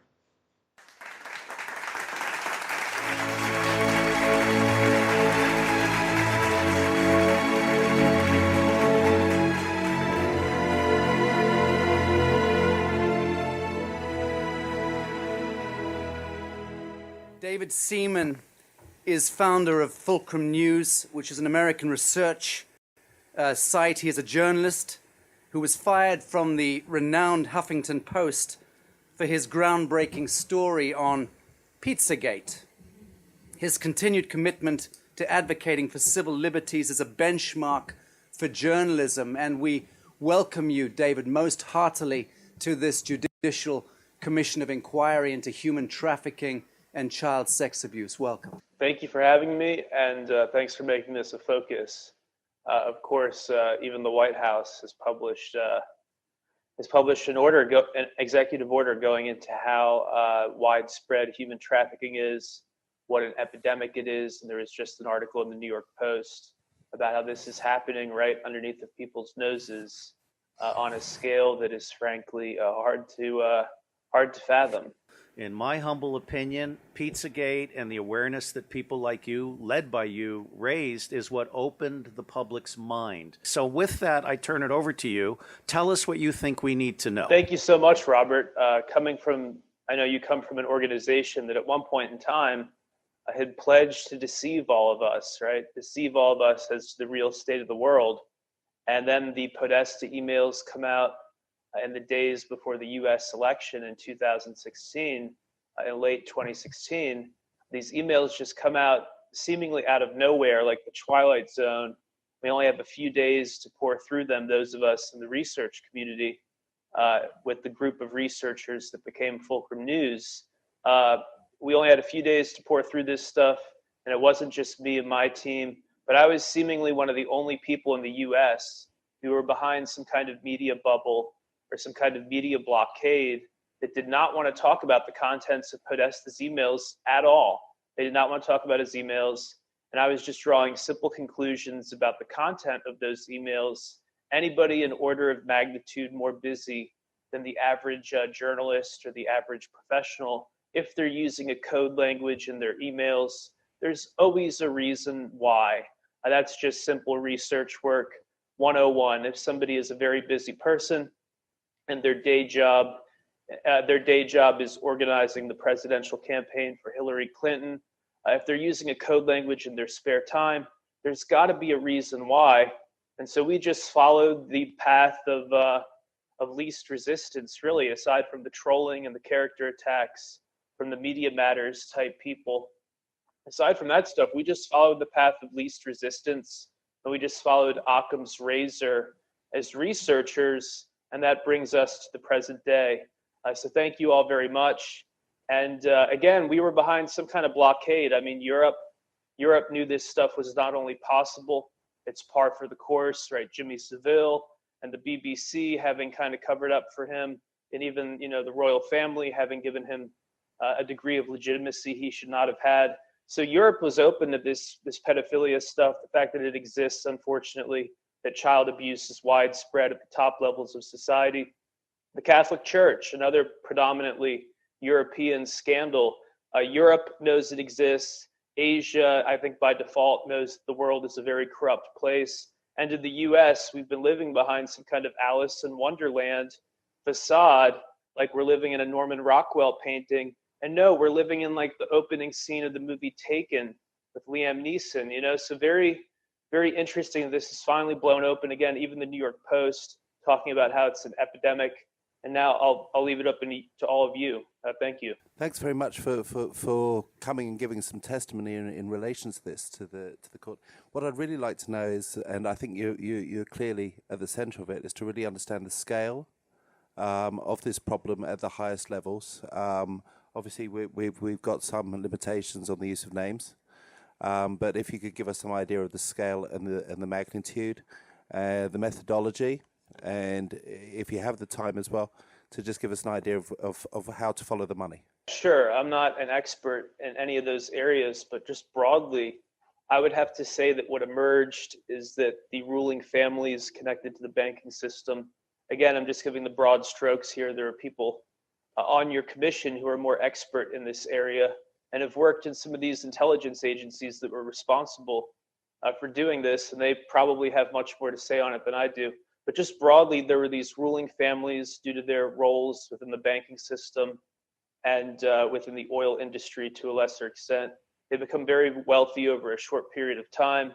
Compound interest, as it turns out, is one of the wonders of the world. When you're one of the ruling banking families, you can make so much money within a couple generations. And things go in a very sinister direction where they kind of co-opt these cults that had existed for a very long time. A cable network in the US, AHC, which is owned by Discovery Networks, which owns the Discovery Channel, and many other content providers in the US. AHC aired an hour-long special called Inside the Cult of Satan about how this pre-biblical cult, of which child abuse and human sacrifice is simply a part of what they do, has been operating underground for centuries, and more recently has kind of peeked its head up in the form of institutionalized human trafficking and political elites being compromised by this stuff. So to get back to what I was saying, the broad stroke here, I think, is that these banking families, in collusion maybe with the intelligence agencies, I don't quite know how this happened, began brownstoning or pedophying a number of elected leaders, just either selecting for leaders who are already perverts and deviants, selecting them because they can be compromised easily, and then giving them, the money and resources to seek national office, or and in some cases just using that as a blackmail component. You know, if you want to get access to this stuff, well, then you have to become a member of the club, and this is how we control you. And so this was used as a means of control because we live in a postmodern age where, you know, just photographing somebody smoking a joint or photographing somebody engaged in extramarital marriage, it's not what it was in the 1960s. Nobody cares. So they had to go much deeper down the rabbit hole of human depravity. And as a result, you know, as these WikiLeaks emails showed, we have US political elites who in their spare time, for whatever reason, are using a language that's known to federal law enforcement to be used by child traffickers. And we do know there are, you know, occult connections. Spirit cooking is done by many US celebrities. And it's overtly occult. It's overtly satanic. So that's really the broad strokes of what our research has popularized with the help of many others. Here you have this Hillary Clinton campaign chairman who is the White House chief of staff under Bill Clinton, very powerful and busy guy, using this code language of pizza and hot dogs. It recurs again and again. It keeps recurring. I don't know what the source of the email leak was. I do believe he was phished by somebody.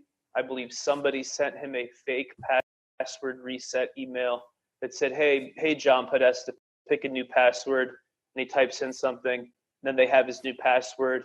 And that's how I believe they got in.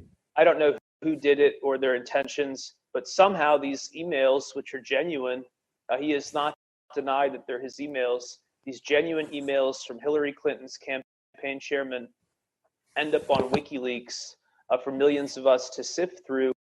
Just days before the U.S. presidential election, there's this panicked push to call it fake news, and this is when I knew something was deeply wrong, because I had just begun to cover it, and then out of nowhere, I'm getting these trolls, these character attack people, saying things about me and drawing conclusions from my past, like just a full-blown character attack. And I'm like, whoa, there's something going on here. It's like I was thrown into an Aaron Brockovich movie all of a sudden. You know, like there's something up here that I'm just putting out a couple of pieces of internet content and suddenly my whole world is falling down. Like, what on earth is this?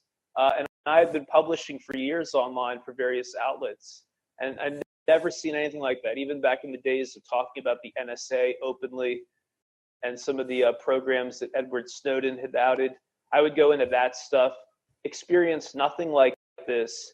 And so I knew that was a red flag. That was a tell. You know, if you're a poker player, that was a big tell that there's something here. And then the other thing, aside from the banning of the YouTube channel and the Twitter ban, there's just been so much censorship around this whole topic of Pizzagate. And we've had everybody from Comedy Central to the New York Times to the Washington Post, just again, frontline and say Pizzagate is debunked fake news. It's very dangerous. It can hurt real people. It's very dangerous. Stay away from it. And you're like, wait a second. Hold on. It debunked by whom? Debunked by whom? What government agency? What law enforcement official? Which agency anywhere has said this is debunked? This is not real. We have no idea what John Podesta, at the very least, we have no idea what John Podesta is talking about in his emails. And more probably, we know exactly what he's talking about because, again, there are people in federal law enforcement who, when these emails came out, they went, "Oh my God, John Podesta appears to be into child trafficking." So somewhere along the lines, the wires got crossed, and they began just pedophying political elites, these wealthy families who finance some of our presidential contenders. Families like the Rothschilds, I believe. Things got really messed up. And now because John Podesta is a dummy from a technological perspective and typed his password in and gave it to some hacker, some identity theft person, we don't know who it was necessarily. Because he did that, which by the way was a derivative, we know it was a derivative of the word password, right? Password using the @ symbol, etc., instead of the letter A.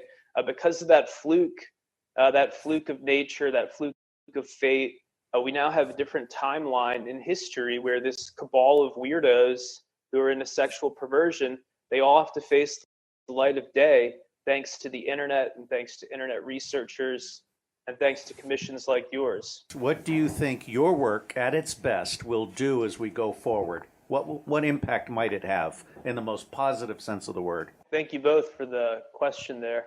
I think that we hit a critical mass where these things cannot be looked away from. And with that critical mass, you will have some of the machinery of the state move in and go after at least some of these people because their crimes are so egregious that once you have millions of people on sites like 4chan and 8chan, millions of young people analytically discussing these things, and on Reddit, of course, you have millions of young people analytically discussing the Podesta emails and analytically going through the power structure of Lynn Rothschild and her family and how they financed the Clintons and how the Clintons had a voodoo doctor, right? The Clintons had a freaking witch doctor at their wedding. I mean, they've pieced it together so well, the young people. There are millions of millennials and sub-millennials, as I call them, people in their early 20s, who've just pieced it all together, and they're walking around with a nearly complete puzzle board, and they're turning on a mainstream media that is still in full, CIA Mockingbird mode. There's nothing wrong with Hollywood, right? Kevin Spacey's dad is not an alleged Nazi child rapist. They're trying to cover up this thing, which is already bursting at the seams. So I hope that what I did was increase public awareness because, if you look at my background, I'm a former Huffington Post, a former HuffPo, as you guys pointed out, former Business Insider.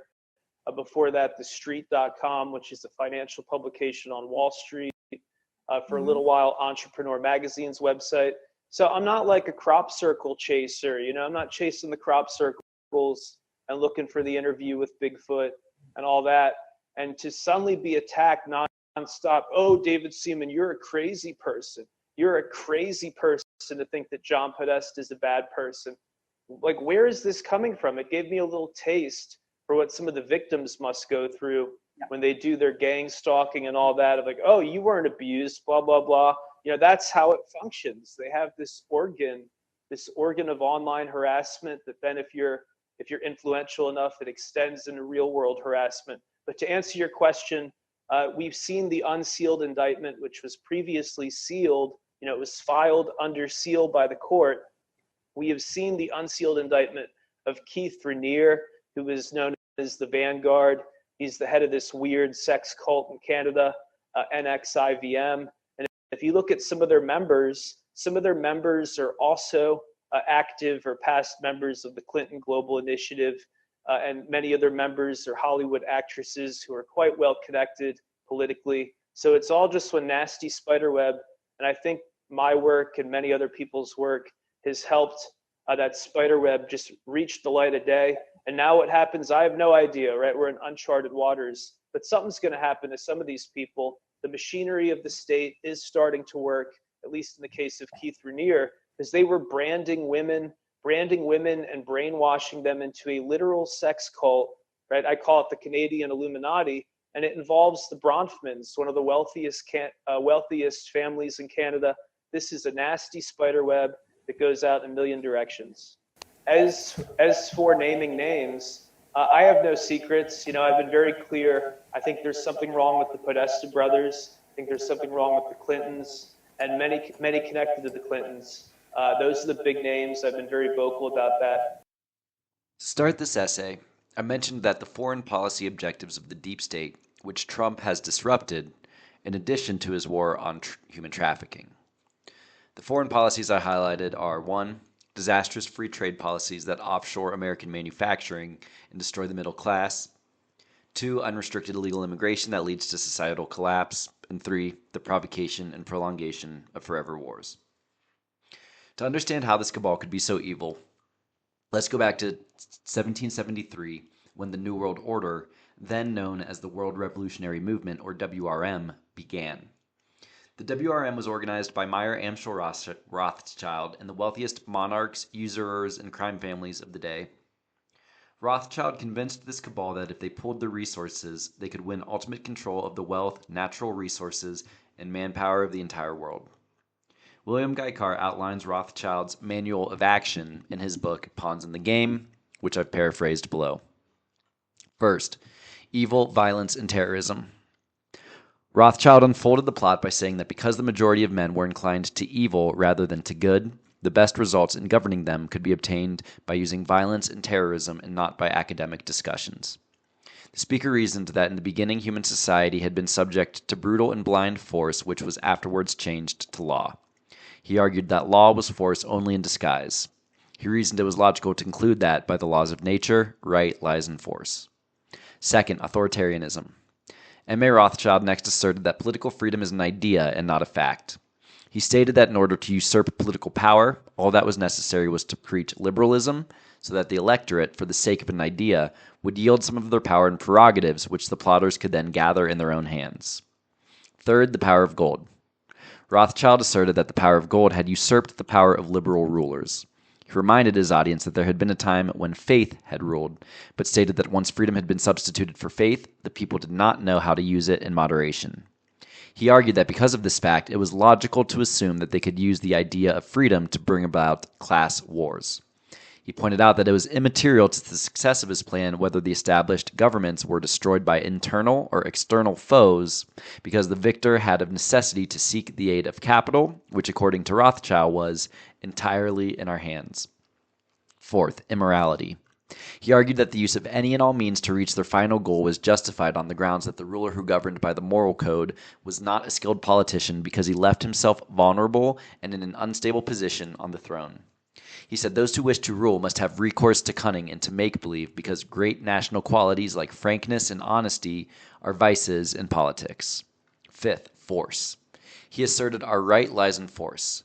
The word right is an abstract thought and proves nothing. I find a new right, to attack by the right of the strong, and to scatter to the winds all existing forces of order and regulation, to reconstruct all existing institutions, and to become the sovereign lord of all those who left to us the rights to their powers by laying them down voluntarily in their liberalism.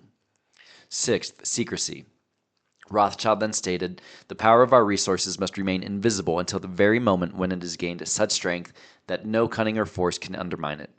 He warned them that any deviation from the line of the strategical plan he was making known to them would risk bringing to naught the labors of centuries. Seventh, mob psychology. He next advocated the use of mob psychology to obtain control of the masses. He reasoned that the might of the mob is blind, senseless, and unreasoning, and ever at the mercy of suggestion from any side.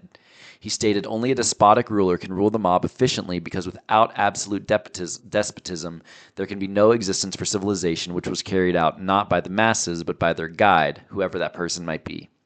He warned that the moment the mob seizes freedom in its hand, it quickly turns to anarchy. 8. Vice. Rothschild next advocated that the use of alcoholic liquors, drugs, moral corruption, and all forms of vice be used systematically by their agents to corrupt the morals of the youth of the nations. He recommended that special agents should be trained as tutors, lackeys, governesses, clerks, and by their women in places of indulgence frequented by the Goyim. He added, in the number of these last, I count also the so-called society ladies who become voluntary followers of the others in corruption and luxury. We must not stop at bribery, deceit, and treachery when they should serve towards the attainment of our end. 9th, seizure of property. Turning to politics, he claimed that they had the right to seize property by any means and without hesitation, if by doing so they secured submission and sovereignty. He pronounced, our state marching along the path of peaceful conquest has the right to replace the horrors of wars by less noticeable and more satisfactory sentences of death necessary to maintain the terror which tends to produce blind submission. 10 hollow slogans. Rothschild said, in ancient times we were the first to put the words liberty, equality, and fraternity into the mouths of the masses. Words repeated to this day by stupid poll parrots, words which the would-be wise men of the Goyim could make nothing of in their abstractness and did not note the contradiction of their meaning and interrelation. He claimed the words brought under their direction and control legions who bore our banners with enthusiasm. He reasoned that there is no place in nature for equality, liberty, or fraternity. He said, on the ruins of the natural and genealogical aristocracy of the Goyim, or human cattle, we have set up the aristocracy of money. The qualification for this aristocracy is wealth, which is dependent upon us. 11. War. Rothschild said it should be the policy of those present to foment wars, but to direct the peace conferences so that neither of the combatants obtained territorial gains. He said that wars should be directed so that the nations engaged on both sides would be placed further in their debt and in the power of their agents. 12th, corruption of politics. He next dealt with administration.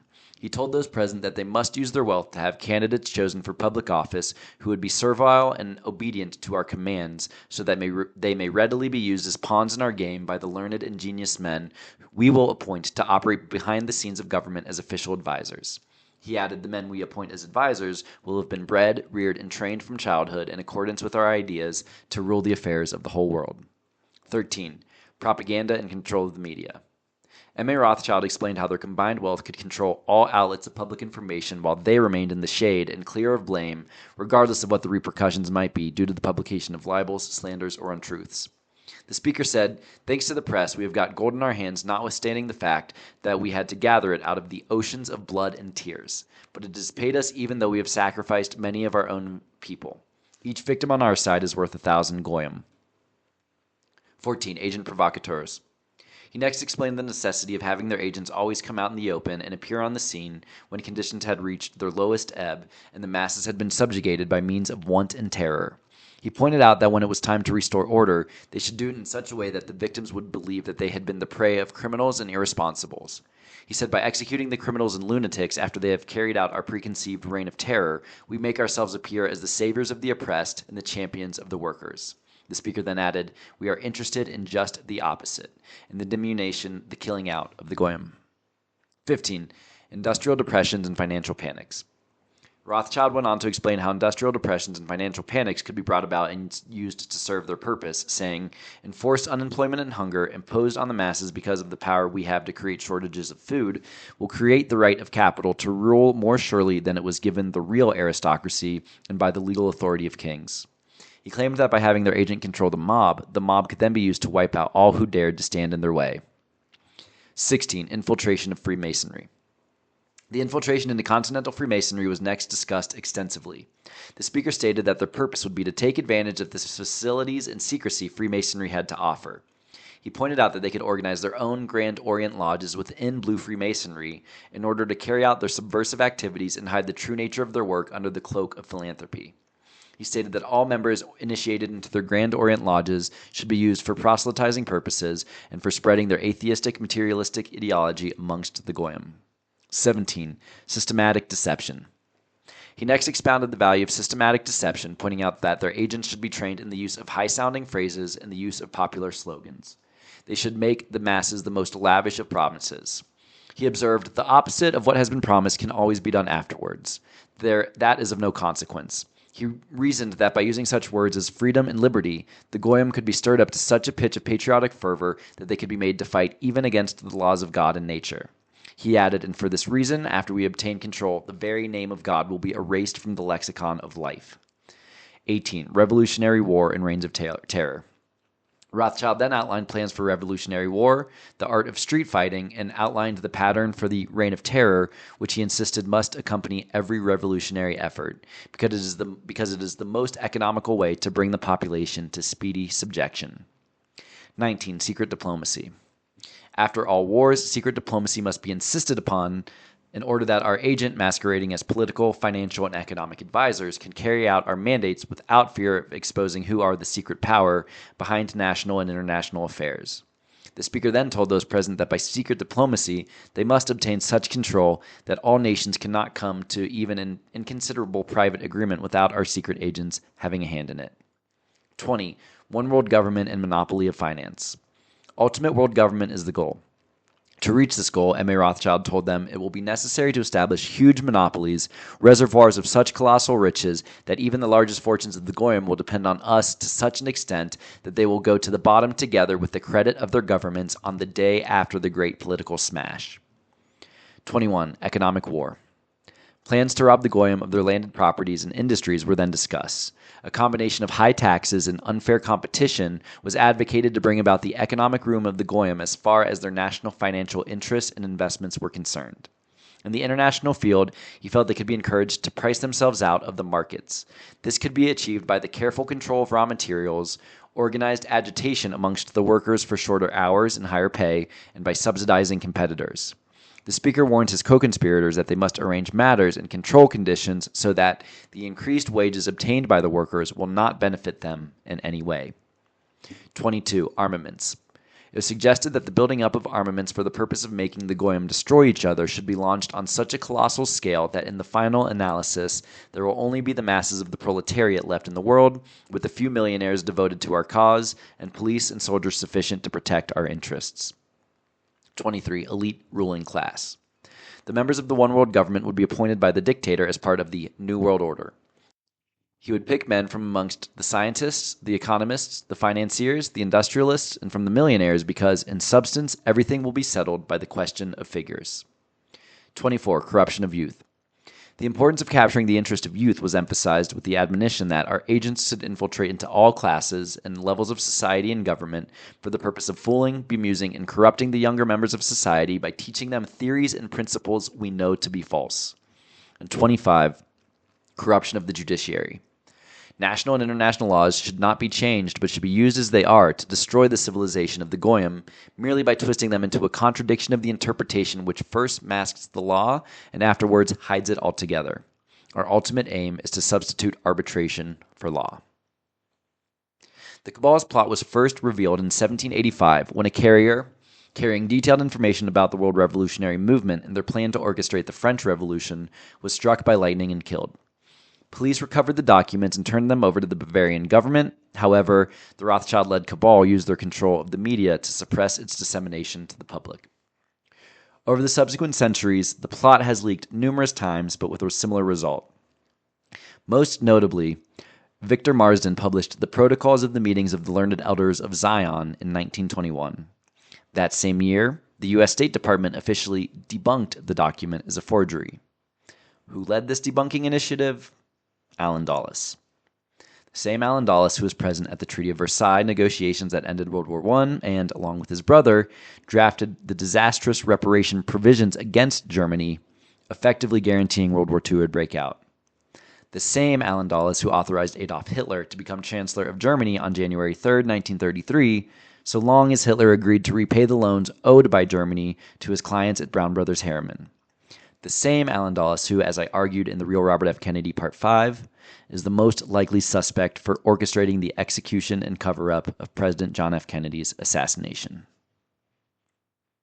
3 years after organizing the World Revolutionary Movement, M.A. Rothschild formed the Bavarian Illuminati with his partners in crime, Adam Weishaupt and Jacob Frank. Over the subsequent centuries, the Illuminati have consolidated global industries, both legal and illegal, to form giant monopolies. They consolidated existing cults, infiltrated organized religions, and funded debaucherous secret societies, including Bohemian Grove and Yale's Skull and Bones Society. They have fomented all major geopolitical wars and internal revolutions, making sure to profit off of weapons manufacturing, money laundering, human trafficking, drug smuggling, and war debts in the process. The five sons of M.A. Rothschild established branches in the principal cities of Europe, institutions which have come to dominate the world of finance over the subsequent 250 years. The most successful of these were Nathan Meyer Rothschild in London and James Day Rothschild in Paris. Through an elaborate pump-and-dump scheme following the Battle of Waterloo in 1815, Nathan Meyer Rothschild took control of the Bank of England for the Rothschild family. By this point in time, the Bank of England had a monopoly on the creation of pound sterling and controlled the global supply of gold. In 1891, a secret association known as the Round Table was formed between the Rothschild family, Cecil Rhodes, and J.P. Morgan, amongst others.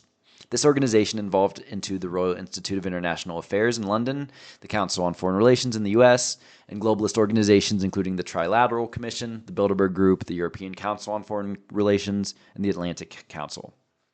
These organizations have colluded to choose the leading government officials on both sides of the pond ever since.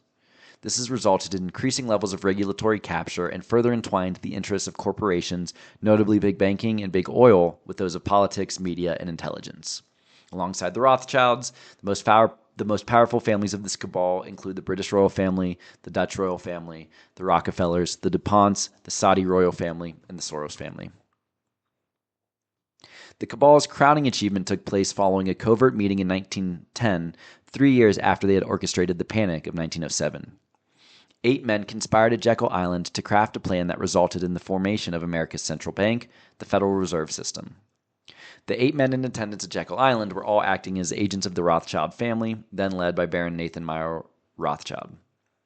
The Federal Reserve Act was signed into law in 1913 by President Woodrow Wilson, whose election had been bought and paid for by this organized crime syndicate. This is the same year Wilson illegally instituted a federal income tax on the American public. On Substack, I've included a political cartoon from 1912 arguing against the creation of the Fed as it would result in an octopus monster that controls the White House, Congress, the Treasury, commercial banks, Wall Street, farming, and industry. This is exactly what has happened over the subsequent 111 years. I also created a chart that shows how the banks represented at Jekyll Island, National City Bank, First National Bank, J.P. Morgan Company, and Kuhn Loeb & Co. subsequently became Citigroup, J.P. Morgan Chase, and Barclays, respectively. I've also highlighted the Federal Reserve directors, Treasury secretaries, and banking executives who are members of the Council on Foreign Relations. In the chart, I've also highlighted these institutions' ties to the Rothschild crime family and to corrupt intelligence asset, money launderer, arms dealer, human trafficker, and child rapist Jeffrey Epstein. Evelyn Day Rothschild and his wife, Lynn Forrester Day Rothschild, happen to be one of the largest financial backers of the Clinton political dynasty. These elites sure do run in small circles, huh? Lynn Forrester Day Rothschild had this email exchange with Hillary Clinton on September 24, 2010, while Clinton was Secretary of State. Hillary Clinton to Lynn Forrester Day Rothschild. Subject, info for you. Lynn, I was trying to reach you to tell you and Teddy that I asked Tony Blair, former UK Prime Minister, to go to Israel as part of our full-court press on keeping the Middle East negotiations going. He told me that he had a commitment in Aspen with you two in the conference, but after we talked, he decided to go and asked me to tell you. He is very sorry, obviously, but I'm grateful that he accepted my request. I hope you all understand and give him a rain check. If you are interested, he might be able to satellite in if you have the technology available. He should land around 5 a.m. Aspen time. Let me know what penance I owe you, and please explain to Teddy. As ever, H. Lynn Forrester Day Rothschild to Hillary Clinton. Hillary, we of course understand and thank you for personally reaching out to us. It's a big loss for the weekend, but as we know, it does not add up to a hill of beans. You are the best, and we remain your biggest fans. Sweet dreams and Godspeed with everything you are doing. OXOXO, Lynn. Hillary Clinton forwarded email to Tony Blair, CC Jake Sullivan. Tony, message delivered. Please read all the way down. Also, I'm copying Jake Sullivan because I've asked him to arrange a call with you once you land so you can be fully briefed before seeing BN, Benjamin Netanyahu, Israel's Prime Minister. We are on a fast-moving train changing direction every hour but determined to reach our destination. Thanks again for jumping into action this week. It's great having you on the team. All the best, H. Weird that the Secretary of State would need to inform a private citizen that the former Prime Minister of the UK, Tony Blair, would be joining her important diplomatic trip rather than attending the Rothschilds' private conference, don't you think? Even weirder that Clinton would ask Rothschild, let me know what penance I owe you. It's almost like Clinton is supplicating to a higher-ranking priestess of some weird death cult. Almost like Lynn Rothschild is some sort of grand dame of the Illuminati.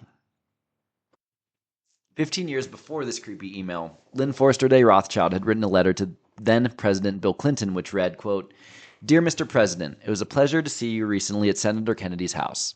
There is too much to discuss and too little time. Using my 15 seconds of access to discuss Jeffrey Epstein and currency stabilization, I neglected to talk to you about a topic near and dear to my heart, namely affirmative action in the future, end quote. During Clinton's presidency, Epstein visited the White House 17 times. Bill Clinton also flew on Epstein's private jet, the Lolita Express, at least 26 times between 2002 and 2003. Epstein's jet was nicknamed after Vladimir Nabokov's book Lolita, in which the main character marries the mother of a 12-year-old girl before murdering his wife, kidnapping her daughter, and enslaving her as a child sex slave. Epstein's jet earned its nickname because it was reportedly outfitted with a bed where passengers had group sex with young girls. Earlier this year, court documents listed former President Bill Clinton as one of the most prolific pedophiles connected to Jeffrey Epstein. Coincidentally, Jeffrey Epstein was a large donor to the Clinton Foundation and claimed to have played a major role in founding the Clinton Global Initiative.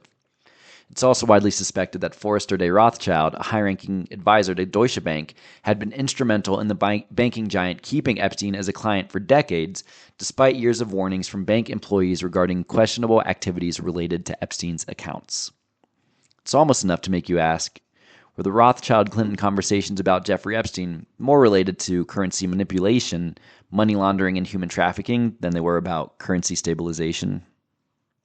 Finally, it's worth noting that a few years ago, Evelyn de Rothschild's cousin, Jacob Rothschild, was photographed with satanic performance artist Marina Abramovich. Abramovich also appeared in Podesta's WikiLeaks emails for inviting John and Tony Podesta to her cannibalism-themed spirit cooking dinner. In the picture of Rothschild and Abramovich, the two stood in front of a classical piece of artwork. The photo was taken in December of 2019, shortly after the COVID-19 pandemic began ravaging the globe. The artwork's title: Satan Summoning His Legions. Symbolism will be their downfall. In September of 2023, Ukrainian President Zelensky asked Abramovich to be an ambassador for Ukraine and to help rebuild Ukrainian schools. This evil woman should not be anywhere near children.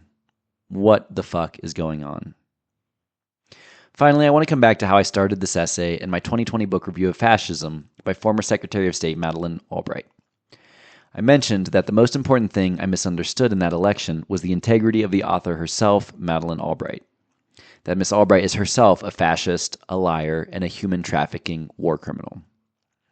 While the vast majority of our State Department officials and intelligence operatives are loyal, patriotic Americans, these institutions have been deeply corrupted by leaders like Henry Kissinger, Alan Dulles, J. Edgar Hoover, Dick Cheney, James Comey, John Brennan, Barack Obama, Joe Biden, Hillary Clinton, and Madeleine Albright. In 1996, 60 Minutes' Leslie Stahl famously interviewed Albright about the damage caused by the U.S. sanctions on Iraq following the 1991 Persian Gulf War. She says the U.S. is trying to prevent Saddam Hussein from making and dropping a nuclear bomb or chemical weapons on other countries. And she says he's still lying about his weapons programs. We have heard that 500,000 children have died. I mean, that's more children than died in Hiroshima. And you know, is the price worth it? I think this is a very hard choice, but we think the price is worth it. Albright justified the deaths of 500,000 children in the name of preventing Saddam Hussein from getting chemical and nuclear weapons. Where have we heard that one before? After Albright died, Kathy O'Brien published the following podcast to give additional context about who this woman really was. Madeleine Albright, by me, Kathy O'Brien. Madeleine Albright, now deceased, was promoted to U.S. Secretary of State after her stint as ambassador to the United Nations under Bill Clinton, was a member of the National Security Council, served on board of CFR, the Council on Foreign Relations, and was mentor to Hillary Clinton while trafficking my daughter and me under MKUltra mind control out of her OAS, Organization of American States offices in Washington, D.C., and St. Thomas, U.S. Virgin Islands. Madeleine Albright was dedicated to ushering in the globalist slave society agenda referred to as the New World Order by Adolf Hitler, George Bush Sr., and now Joe Biden. A comrade in arms, drugs, and human trafficking to my owner and MKUltra, U.S. Senator Robert C. Byrd, Dick Cheney, and Poppy Bush, Madeleine Albright pushed the pedophile mind control agenda while eroding U.S. national sovereignty, justice, and freedom under cover of national security censorship. Albright's public record clearly shows her intent to enslave the minds of the masses under a veil of imposed secrecy to those with eyes to see, ears to hear, and soul to know truth of the globalist positions, notorious for censorship, that she held. My 1995 testimony against her, detailed in Transformation of America, and validated by clean members of law enforcement and intelligence, including U.S. Customs and Secret Service, was censored under the 1947 National Security Act. Dark Roots. My daughter Kelly is photographed en route to Albright's St. Thomas OAS office, where she was used as part of the New World Order funding mechanism of child sex trafficking. Albright's deeply planted roots of censorship extended throughout the Epstein Island. Blatant media-generated division, diversion, dilution, and cover-up of those high-level globalist members sexually assaulting the enslaved. Albright's St. Thomas OAS office was dark, despite the bright Caribbean sun. Sparse furniture was adorned in Haitian mahogany carvings depicting children enshrined in chains and cages, while gray walls were decorated with Haitian paintings in primary colors, revealing torturous voodoo ritual. While American flags fly at half-mast across the U.S. honoring Madeleine Albright for her role in the New World Order slave society agenda currently being imposed by those who blatantly stole elections 2020, it is up to we the people to pause in silence and reflect on the dark deeds she got away with. With heads bowed from the weight of truths Albright was hell-bent on censoring, it is up to each and every one of us to rise and shine in light of a great awakening sweeping our nation and world. The veil has been lifted and secrets revealed. Knowledge is our defense against mind control. The target, our children. Knowledge I gained while deep in the Wash, D.C. swamp among perpetrators under their torturous MKUltra mind control gave me insight into what their dark agenda entails. Our children are their primary target through promotion of pedophilia, strategic alteration of facts in history and education, and masking them up to inhibit oxygen to their brains necessary for critical analysis-free thought. The pedophile agenda is a mind control agenda rooted in Hitler-Himmler research into multi-generational incest-based families and the horrific effects of sexual abuse while a child's brain is still forming prior to age 5. Suggestibility is heightened from resultant dissociative identity disorder. We all formulate our thoughts, opinions, and actions, or lack thereof, based on what we know. And we need to know our knowledge base has been and is being deliberately altered through education, controlled media censorship, and secrecy imposed by high-level agencies, including those that Communist Czechoslovakian Madeleine Albright oversaw. Global mind control masked as a virus, imposed while the Great Reset into New World Order slave society agenda was forced in through blatant election stealing 2020, utilizes strategic MKUltra mind control methods I was exposed to as a White House Pentagon-level robotic slave. Masks are used in MKUltra to depersonalize, muffle voices, and inhibit oxygen necessary for free thought.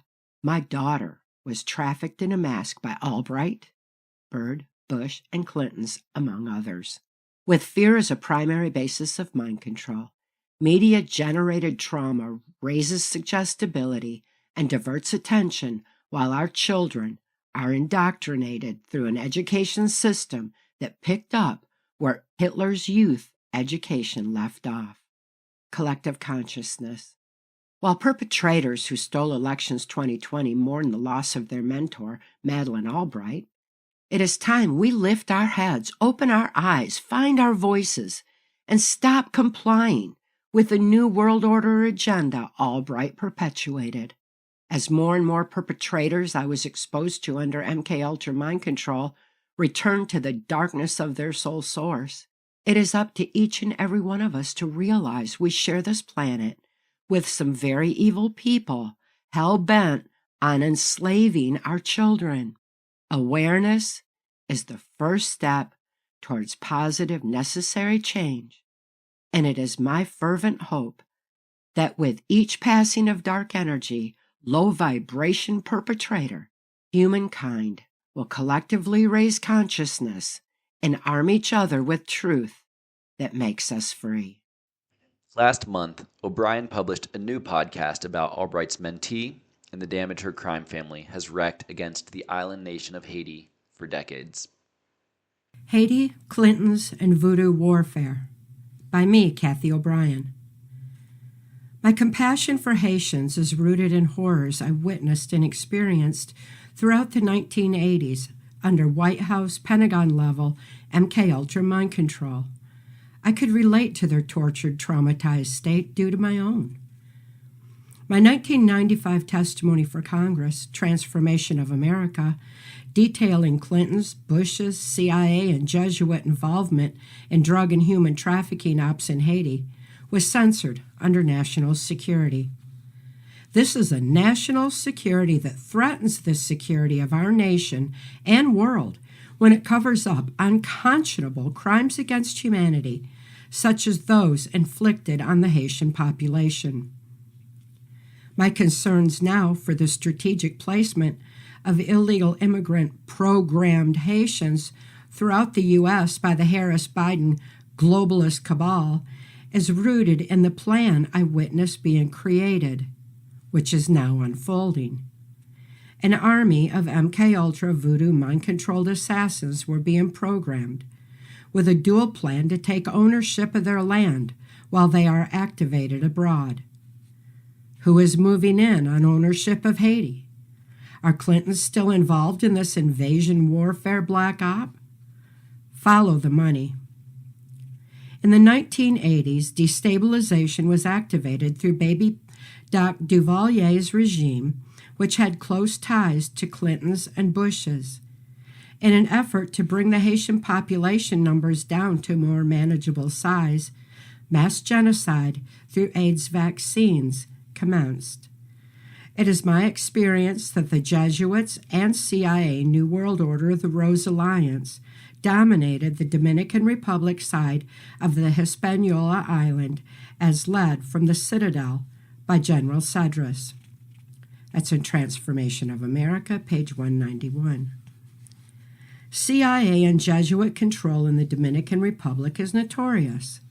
Hispaniola Island is divided by mountains that corral the Haitians into their side, which I describe as the Dominican Republic's petri dish of dark human experimentation. Voodoo and Jesuit Satanism are ultimately one and the same as a trauma base for robotic MKUltra mind control. Cannibalism is one of many common threads weaved between the two, while children are tortured, raped, and harvested. Baby Doc's Haitians experienced tortures that far exceeded starvation, especially those who would become his Tauntaun army. Zombies were created through drugs and rituals of victims being buried alive. I saw people raised in small cages intended to misshape their bodies as they grew. Resultant contortionists and crab walkers are not uncommon. Hillary Clinton's satanic precursor to adrenochrome that was in full operation in 1977 was rooted in Haiti. Hillary's adrenochrome ops paralleled Bill's CIA cocaine ops, which ran directly from the Caribbean through Louisiana and Arkansas. Voodoo culture is rampant in New Orleans because of the importation of Haitians, Clintons enslaved back then to run their criminal sanctioned crimes. What kind of Haitian army has been created now? It had been found through Hitler-Himmler research that after 3 generations, any knowledge base, abuse base, or belief system becomes inherently autogenic in the brain. Not only has trauma-based mind control of generations heightened suggestibility of the Haitian population, there also are many who are outraged knowing that Clintons contributed to their condition. Their dashed hopes that Clinton's blatant crimes perpetrated on Haiti would be prosecuted and stopped once the American population became aware has left them embittered. Any Haitians capable of thinking to flee the island certainly wouldn't be jumping from that man-made hell into the fire for relief. Mind control must be factored into the equation. It is no wonder the Harris-Biden globalist cabal has strategically placed the mass influx of illegal programmed Haitians in key states. even if we were to effectively deport Haitians, who now owns what used to be their homeland? Yes, generations of Haitians have religiously cannibalized dogs, cats, and humans. Wake up, America. This is a new kind of warfare, and global puppet masters need America out of their way in order to fulfill their slave society agenda. I am concerned for potential triggered violence based on what I know. This violence can also be sparked out of fear, further escalating this illegal immigration crisis. All sides need to see justice. Lock her up. This globally imposed violation of personal and national sovereignty is detrimental to all humankind.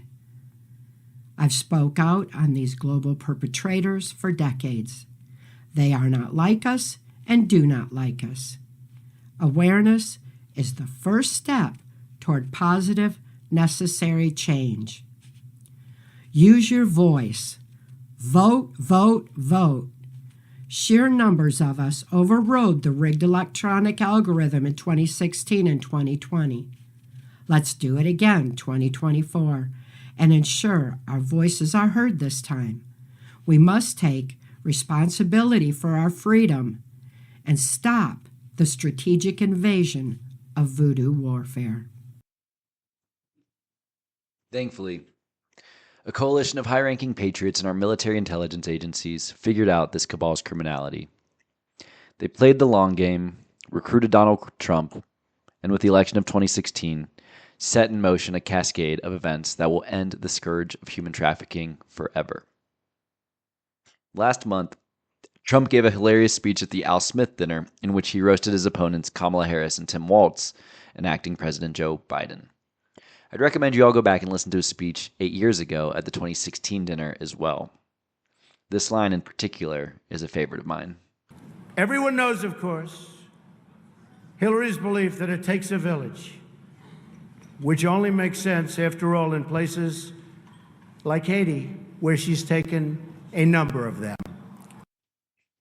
This speech was a shot across the bow just weeks before Trump shocked the world and won the 2016 election. That entire election cycle, Clinton and her cronies underestimated him, destroyed his reputation, and arrogantly assumed that they would never lose. That their devious plans would continue uninterrupted, with Obama transferring power to Clinton on a freight train headed straight for totalitarianism. But fate had other plans for our young nation. Donald J. Trump, the once and future president. As I've re-examined American history, particularly over the last 10 years, I've been forced to confront the fact that I knew nothing about the true state of the world. Confronting the depths of darkness has been devastating and disillusioning, but it's always darkest before the light. On the other side of this great awakening, I foresee a bright future for humanity, beautiful beyond our wildest imaginations. I've come to understand that most of the heroes I once held are actually villains, and many of the villains, in particular Donald J. Trump, are actually heroes. During my research, I was fortunate enough to come across this speech from Trump's 2016 campaign. Everything he says is just as relevant today as it was 8 years ago, and perfectly sums up why I proudly cast my ballot for DJT in 2024. Our movement is about replacing a failed and corrupt political establishment with a new government controlled by you, the American people.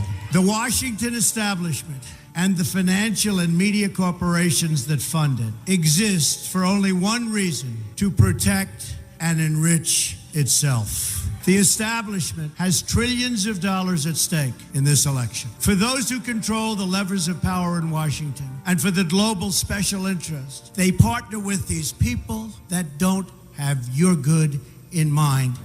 Our campaign represents a true existential threat like they haven't seen before. This is not simply another 4-year election. This is a crossroads in the history of our civilization that will determine whether or not we the people reclaim control over our government. The political establishment that is trying to stop us is the same group responsible for our disastrous trade deals, massive illegal immigration, and economic and foreign policies that have bled our country dry.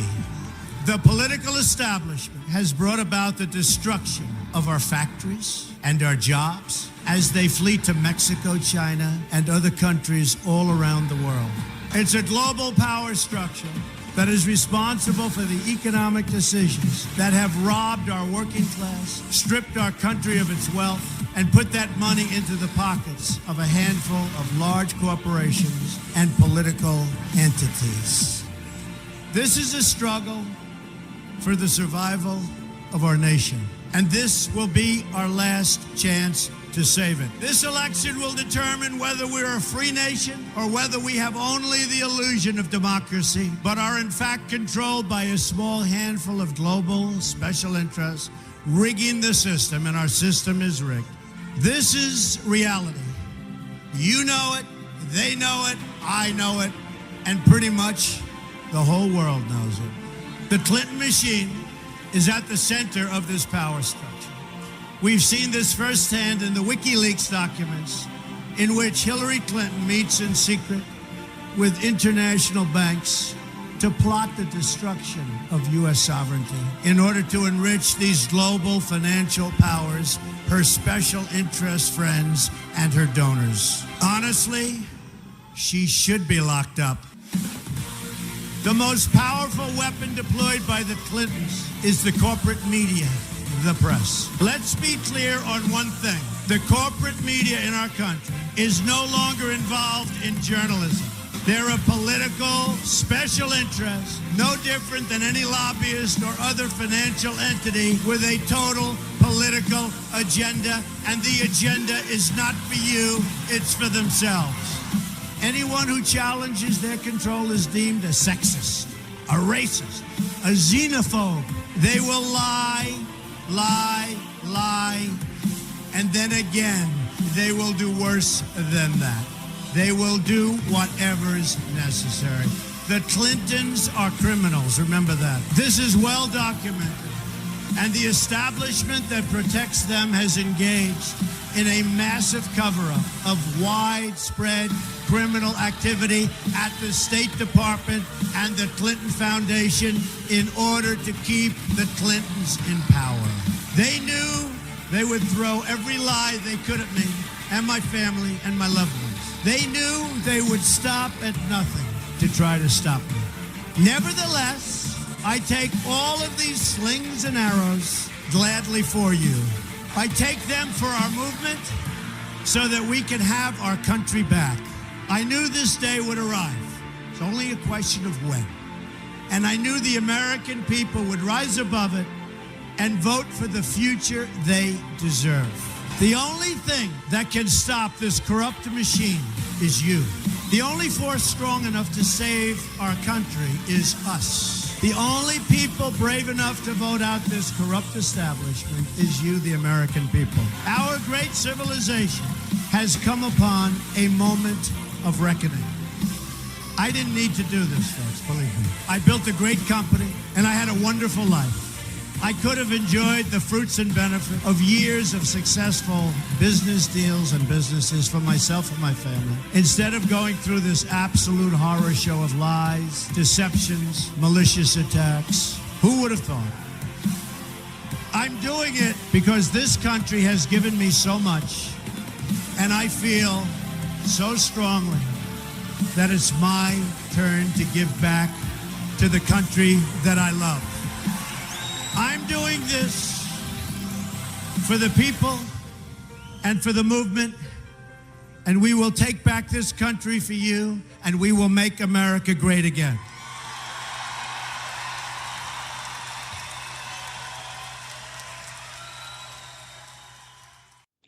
Trump was absolutely right. This is a crossroads in the history of our civilization where we the people reclaim control over our government. The best is yet to come for our country, and we will make America great again. We will make America healthy again. We will make America moral again. When Arjuna faced his moral dilemma on the battlefield, God sent Krishna, who told him to rise. When the Israelites needed a warrior to defeat Goliath, God sent the man who would become King David. When the money changers needed to be expelled from the temple in Jerusalem, God sent Jesus Christ. And when America needed a champion to drain the swamp, God sent us Donald Trump. Our commander-in-chief, the liberator of children, the loyalist of friends to John. A man 17 plus times the leader Joe Biden, Hillary Clinton, or Kamala Harris could ever be. In the late 18th century, our founding fathers held certain truths to be self-evident. That all men are created equal, that they are endowed by their Creator with certain unalienable rights, that among these are life, liberty, and the pursuit of happiness. Washington, Jefferson, Adams, and Madison laid the foundation for a government of, by, and for the people. Now, Trump, Rogers, Flynn, and Kennedy have made it manifest. It is time for humanity to fulfill our destiny, not to blow ourselves up in thermonuclear war or succumb to enslavement by a scientific, technological elite, but rather to enliven our creative potential, to become cosmic explorers of this unfathomable universe God has bestowed upon us, to break the bonds of central bankers, human traffickers, and warmongers. Enlightenment, ascension, these are not meaningless words of fantasy. This is our birthright, the next phase in human evolution. Our struggle is not against flesh and blood, but against the authorities of the world and the spirits of wickedness. This is the time when the true human in human form reveals the spirit of truth that the Father has sent. The nature of the rulers, or the hypostasis of the archons. To close this episode, I'd like to share with you a piece of apocalyptic scripture. The book, The Nature of the Rulers, also called The Hypostasis of the Archons and The Reality of the Rulers, was discovered in 1945. The discovery of 13 books outside of Nag Hammadi, Egypt, was arguably the most significant archaeological discovery of the modern age. It included 52 texts of early Christian philosophy, of which 41 had previously been lost. In 367 AD, 42 years after the Council of Nicaea codified the books that became the dogma of the Old and New Testaments, Athanasius of Alexandria ordered all other apocryphal writings destroyed. Yet God had other plans. Nag Hammadi scriptures were likely smuggled out of the Library of Alexandria and hidden in clay pots for nearly 2 millennia until a local farmer stumbled upon them.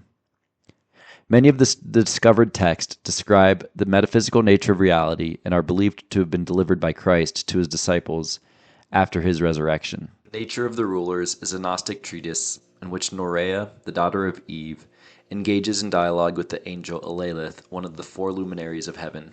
Norea explains Alalith was sent to clarify who the archons, or world rulers, are, and how the struggle with the archons is to be carried out. The book deals with the problem of evil in the world and the vindication of the goodness of God. A major point of the text is that the malevolent demiurge and archons are real and do exist, but when they are opposed vigorously by the children of the light, they will be defeated. And now, the nature of the rulers. The real nature of the authorities. Concerning the reality of the authorities, the great apostle, through the Spirit of the Father of Truth, referred to the authorities of darkness and told us, our struggle is not against flesh and blood, but against the authorities of the world and the spirits of wickedness. I have sent you this writing because you have asked about the real nature of the authorities. Blind demiurge. The leader of the authorities is blind. Because of his power, ignorance, and arrogance, he said, with power, I am God, there is no other but me. When he said this, he sinned against the realm of the all. The boast rose up to incorruptibility, and a voice answered from incorruptibility and said, You are wrong, Samael, which means blind God. His thoughts were blind. He expressed his power, that is the blasphemy he had uttered, and pursued it down to chaos and his mother, the abyss, at the instigation of Pistis Sophia. She established each of the offspring according to its power in the pattern of the eternal realm above. For the invisible originated from the invisible. Incorruptibility looked down into the region of the waters. Her image appeared as a reflection in the waters, and the authorities of darkness fell in love with her. They could not grasp the image that appeared to them in the water, for they were weak, and what is only of soul could not grasp what is of spirit. For the authorities were from below, but the image of incorruptibility was from above. That is why incorruptibility looked down into that region, so that, by the Father's will, she might bring all into union with the light. The creation of Adam and Eve. The rulers made plans and said, "Come, let's create a human of soil from the earth." They formed their creature as a being entirely of the earth. These archons have bodies that are both female and male, and faces that are the faces of beast.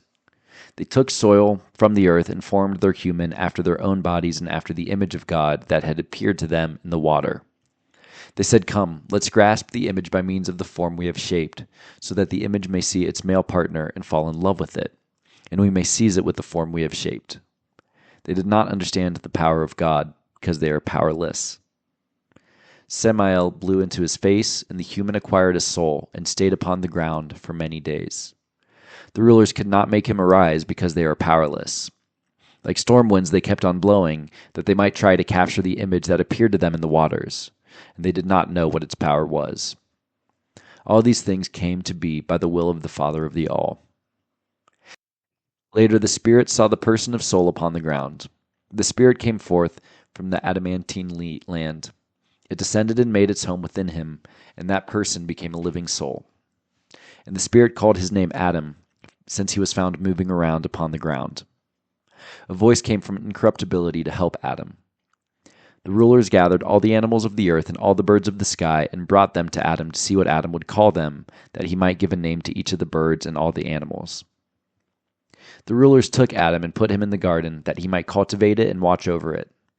They commanded him and said, "You may eat from every tree in the garden, but do not eat from the tree of knowledge of good and evil. Do not touch it, for the day you eat from it, you will surely die." They said this to him, but they did not understand what they said to him. Rather, by the Father's will, they said this in such a way that Adam might eat, and Adam might not perceive them as would a completely material person. The rulers plotted together and said, "Come, let's make a deep sleep fall upon Adam." So Adam slept. The deep sleep they made to fall upon him, and he slept is ignorance. They cut open his side like a living woman. Then they repaired his side with flesh in place of her, and Adam had only a soul. The woman of spirit came to him and spoke with him, saying, "Arise, Adam." When he saw her, he said, "You have given me life. You will be called the mother of the living. For she is my mother. She is physician, woman, one who has given birth." Adam and Eve in the garden. The authorities approached their Adam. When they saw his female partner speaking with him, they became aroused and lusted after her. They said to each other, "Come, let's ejaculate our semen in her," and they chased her.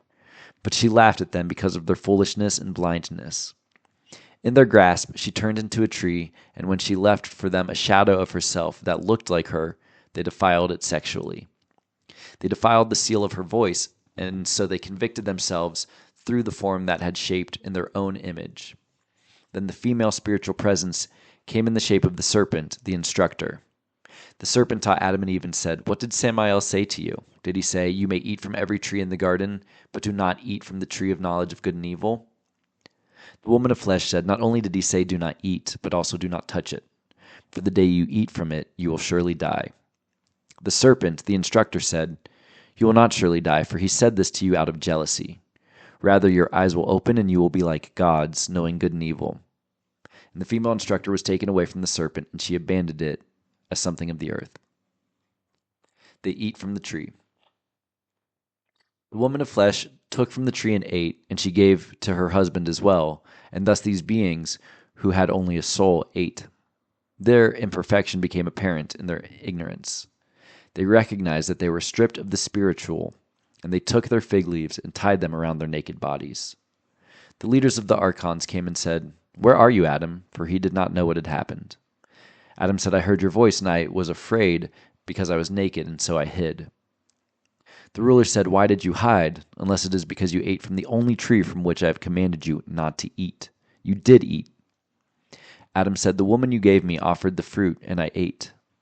And the arrogant ruler cursed the woman. The woman said, "The serpent deceived me, and I ate." The rulers turned to the serpent and cursed its shadow, so that it was powerless, and they did not know it was a form that they themselves had shaped. From then on, the serpent was under the curse of the authorities. The curse was on the serpent until the perfect human was to come. The rulers turned to their Adam. They took him and cast him and his wife out of the garden. They have no blessing, for they are also under the curse. The rulers threw humanity into great confusion and a life of toil, so that their people might be preoccupied with things of the world and not have time to be occupied with the Holy Spirit. Cain, Abel, Seth, Norea. After this, Eve gave birth to Cain, their son, and Cain farmed the land. Then Adam had sex with his wife. She became pregnant again and gave birth to Abel, and Abel was a shepherd. Cain brought in produce from the field, and Abel brought in an offering from his lambs. God looked with favor upon the offering of Abel, but he did not accept the offerings of Cain. Cain, man of flesh, pursued Abel, his brother. God said to Cain, "Where is your brother Abel?" Cain answered and said, "Am I my brother's keeper?" God said to Cain, "Listen, the voice of your brother's blood is calling to me. You have sinned with your mouth, and it will come back to you. Whoever kills Cain will release 7 vendettas, and you will live groaning and shaking upon the earth." Adam had sex with his partner Eve again. She became pregnant and bore Seth for Adam. She said, "I have given birth to another person through God in place of Abel." Eve became pregnant again and gave birth to Norea. Eve said, "He has produced for me a virgin to help many human generations." Norea is the virgin whom the forces did not defile, and humanity began to multiply and develop. Noah and the flood. The rulers plotted together and said, "Come, let's cause a flood with our own hands and destroy all flesh, animal and human." When the ruler of the forces learned of their plan, he said to Noah, "Make an ark of wood that will not rot and hide in it, you and your children and the animals and the birds of the sky, large and small. Put it on Mount Sur." Orea came to Noah and wanted to board the ark. When he would not let her, she blew on the ark and made it burn up. So he rebuilt the ark. Norea opposes the rulers. The rulers went to meet Norea, for they planned to seduce her. Their leader said to her, "Your mother Eve came to us." But Norea turned to them and said, "You are the rulers of the darkness. Damn you. You did not have sex with my mother, but with one of your own ilk. For I am not from you. I am from the world above." The arrogant ruler turned with his might, and his expression was like a blazing fire. He was bold towards her, and said, "You must serve us sexually, as your mother Eve did, for I have been given." But Norea turned with the power of God and called in a loud voice to the Holy One, the God of the All, "Help me with these unrighteous rulers and rescue me from their hands, now." An angel came down from heaven and said to her, "Why are you calling to God? Why are you so bold toward the Holy Spirit?" Norea said, "Who are you?" The unrighteous rulers had left her.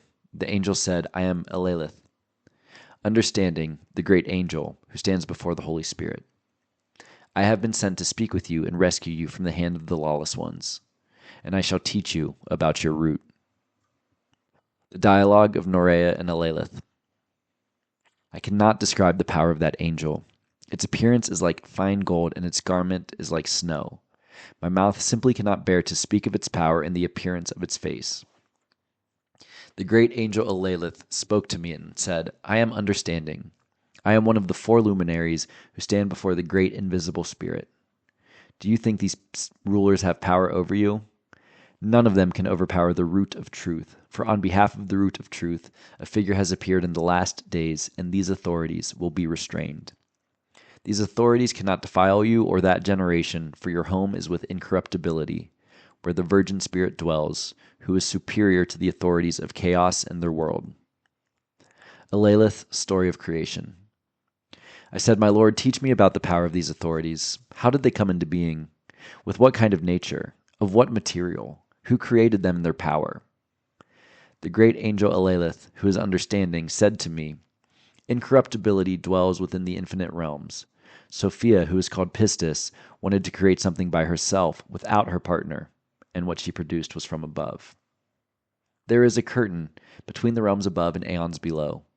A shadow formed beneath the curtain, and the shadow became matter, and the shadow was cast into a region.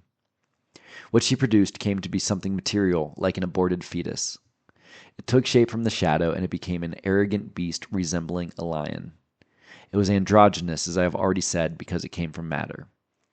The beast opened his eyes and saw a vast amount of matter without limit, and he became arrogant and said, I am God, and there is none but me. When he said this, he sinned against the realm of the All. A voice came from above the tyrannical realm and said, You are wrong, Samael, which means blind God. He said, If anything exists before me, let me see it. At once Sophia pointed her finger and brought light into matter, and she pursued it down to the region of chaos. When she returned to her light, darkness once again came upon matter. The ruler was androgynous and made himself a huge realm, an expanse without limit. He considered creating for himself offspring, and he created for himself 7 offspring, androgynous like their parent. He said to his children, I am God of all. Zoe, daughter of Pistis Sophia, called out and said to him, You are wrong, Sekla, whose name is understood as Yaldabaoth. Zoe breathed fire into his face, and her breath became for her a fiery angel, and that angel bound Yaldabaoth and cast him down into Tartaros at the bottom of the abyss. The story of Sabaoth. When Sabaoth, son of Yaldabaoth, saw the strength of that angel, he repented and condemned his father and his mother, Matter. Sabaoth loathed his mother, but he sent songs of praise up to Sophia and her daughter Zoe. Sophia and Zoe took him up and established him over the 7th heaven, below the curtain between what is above and what is below.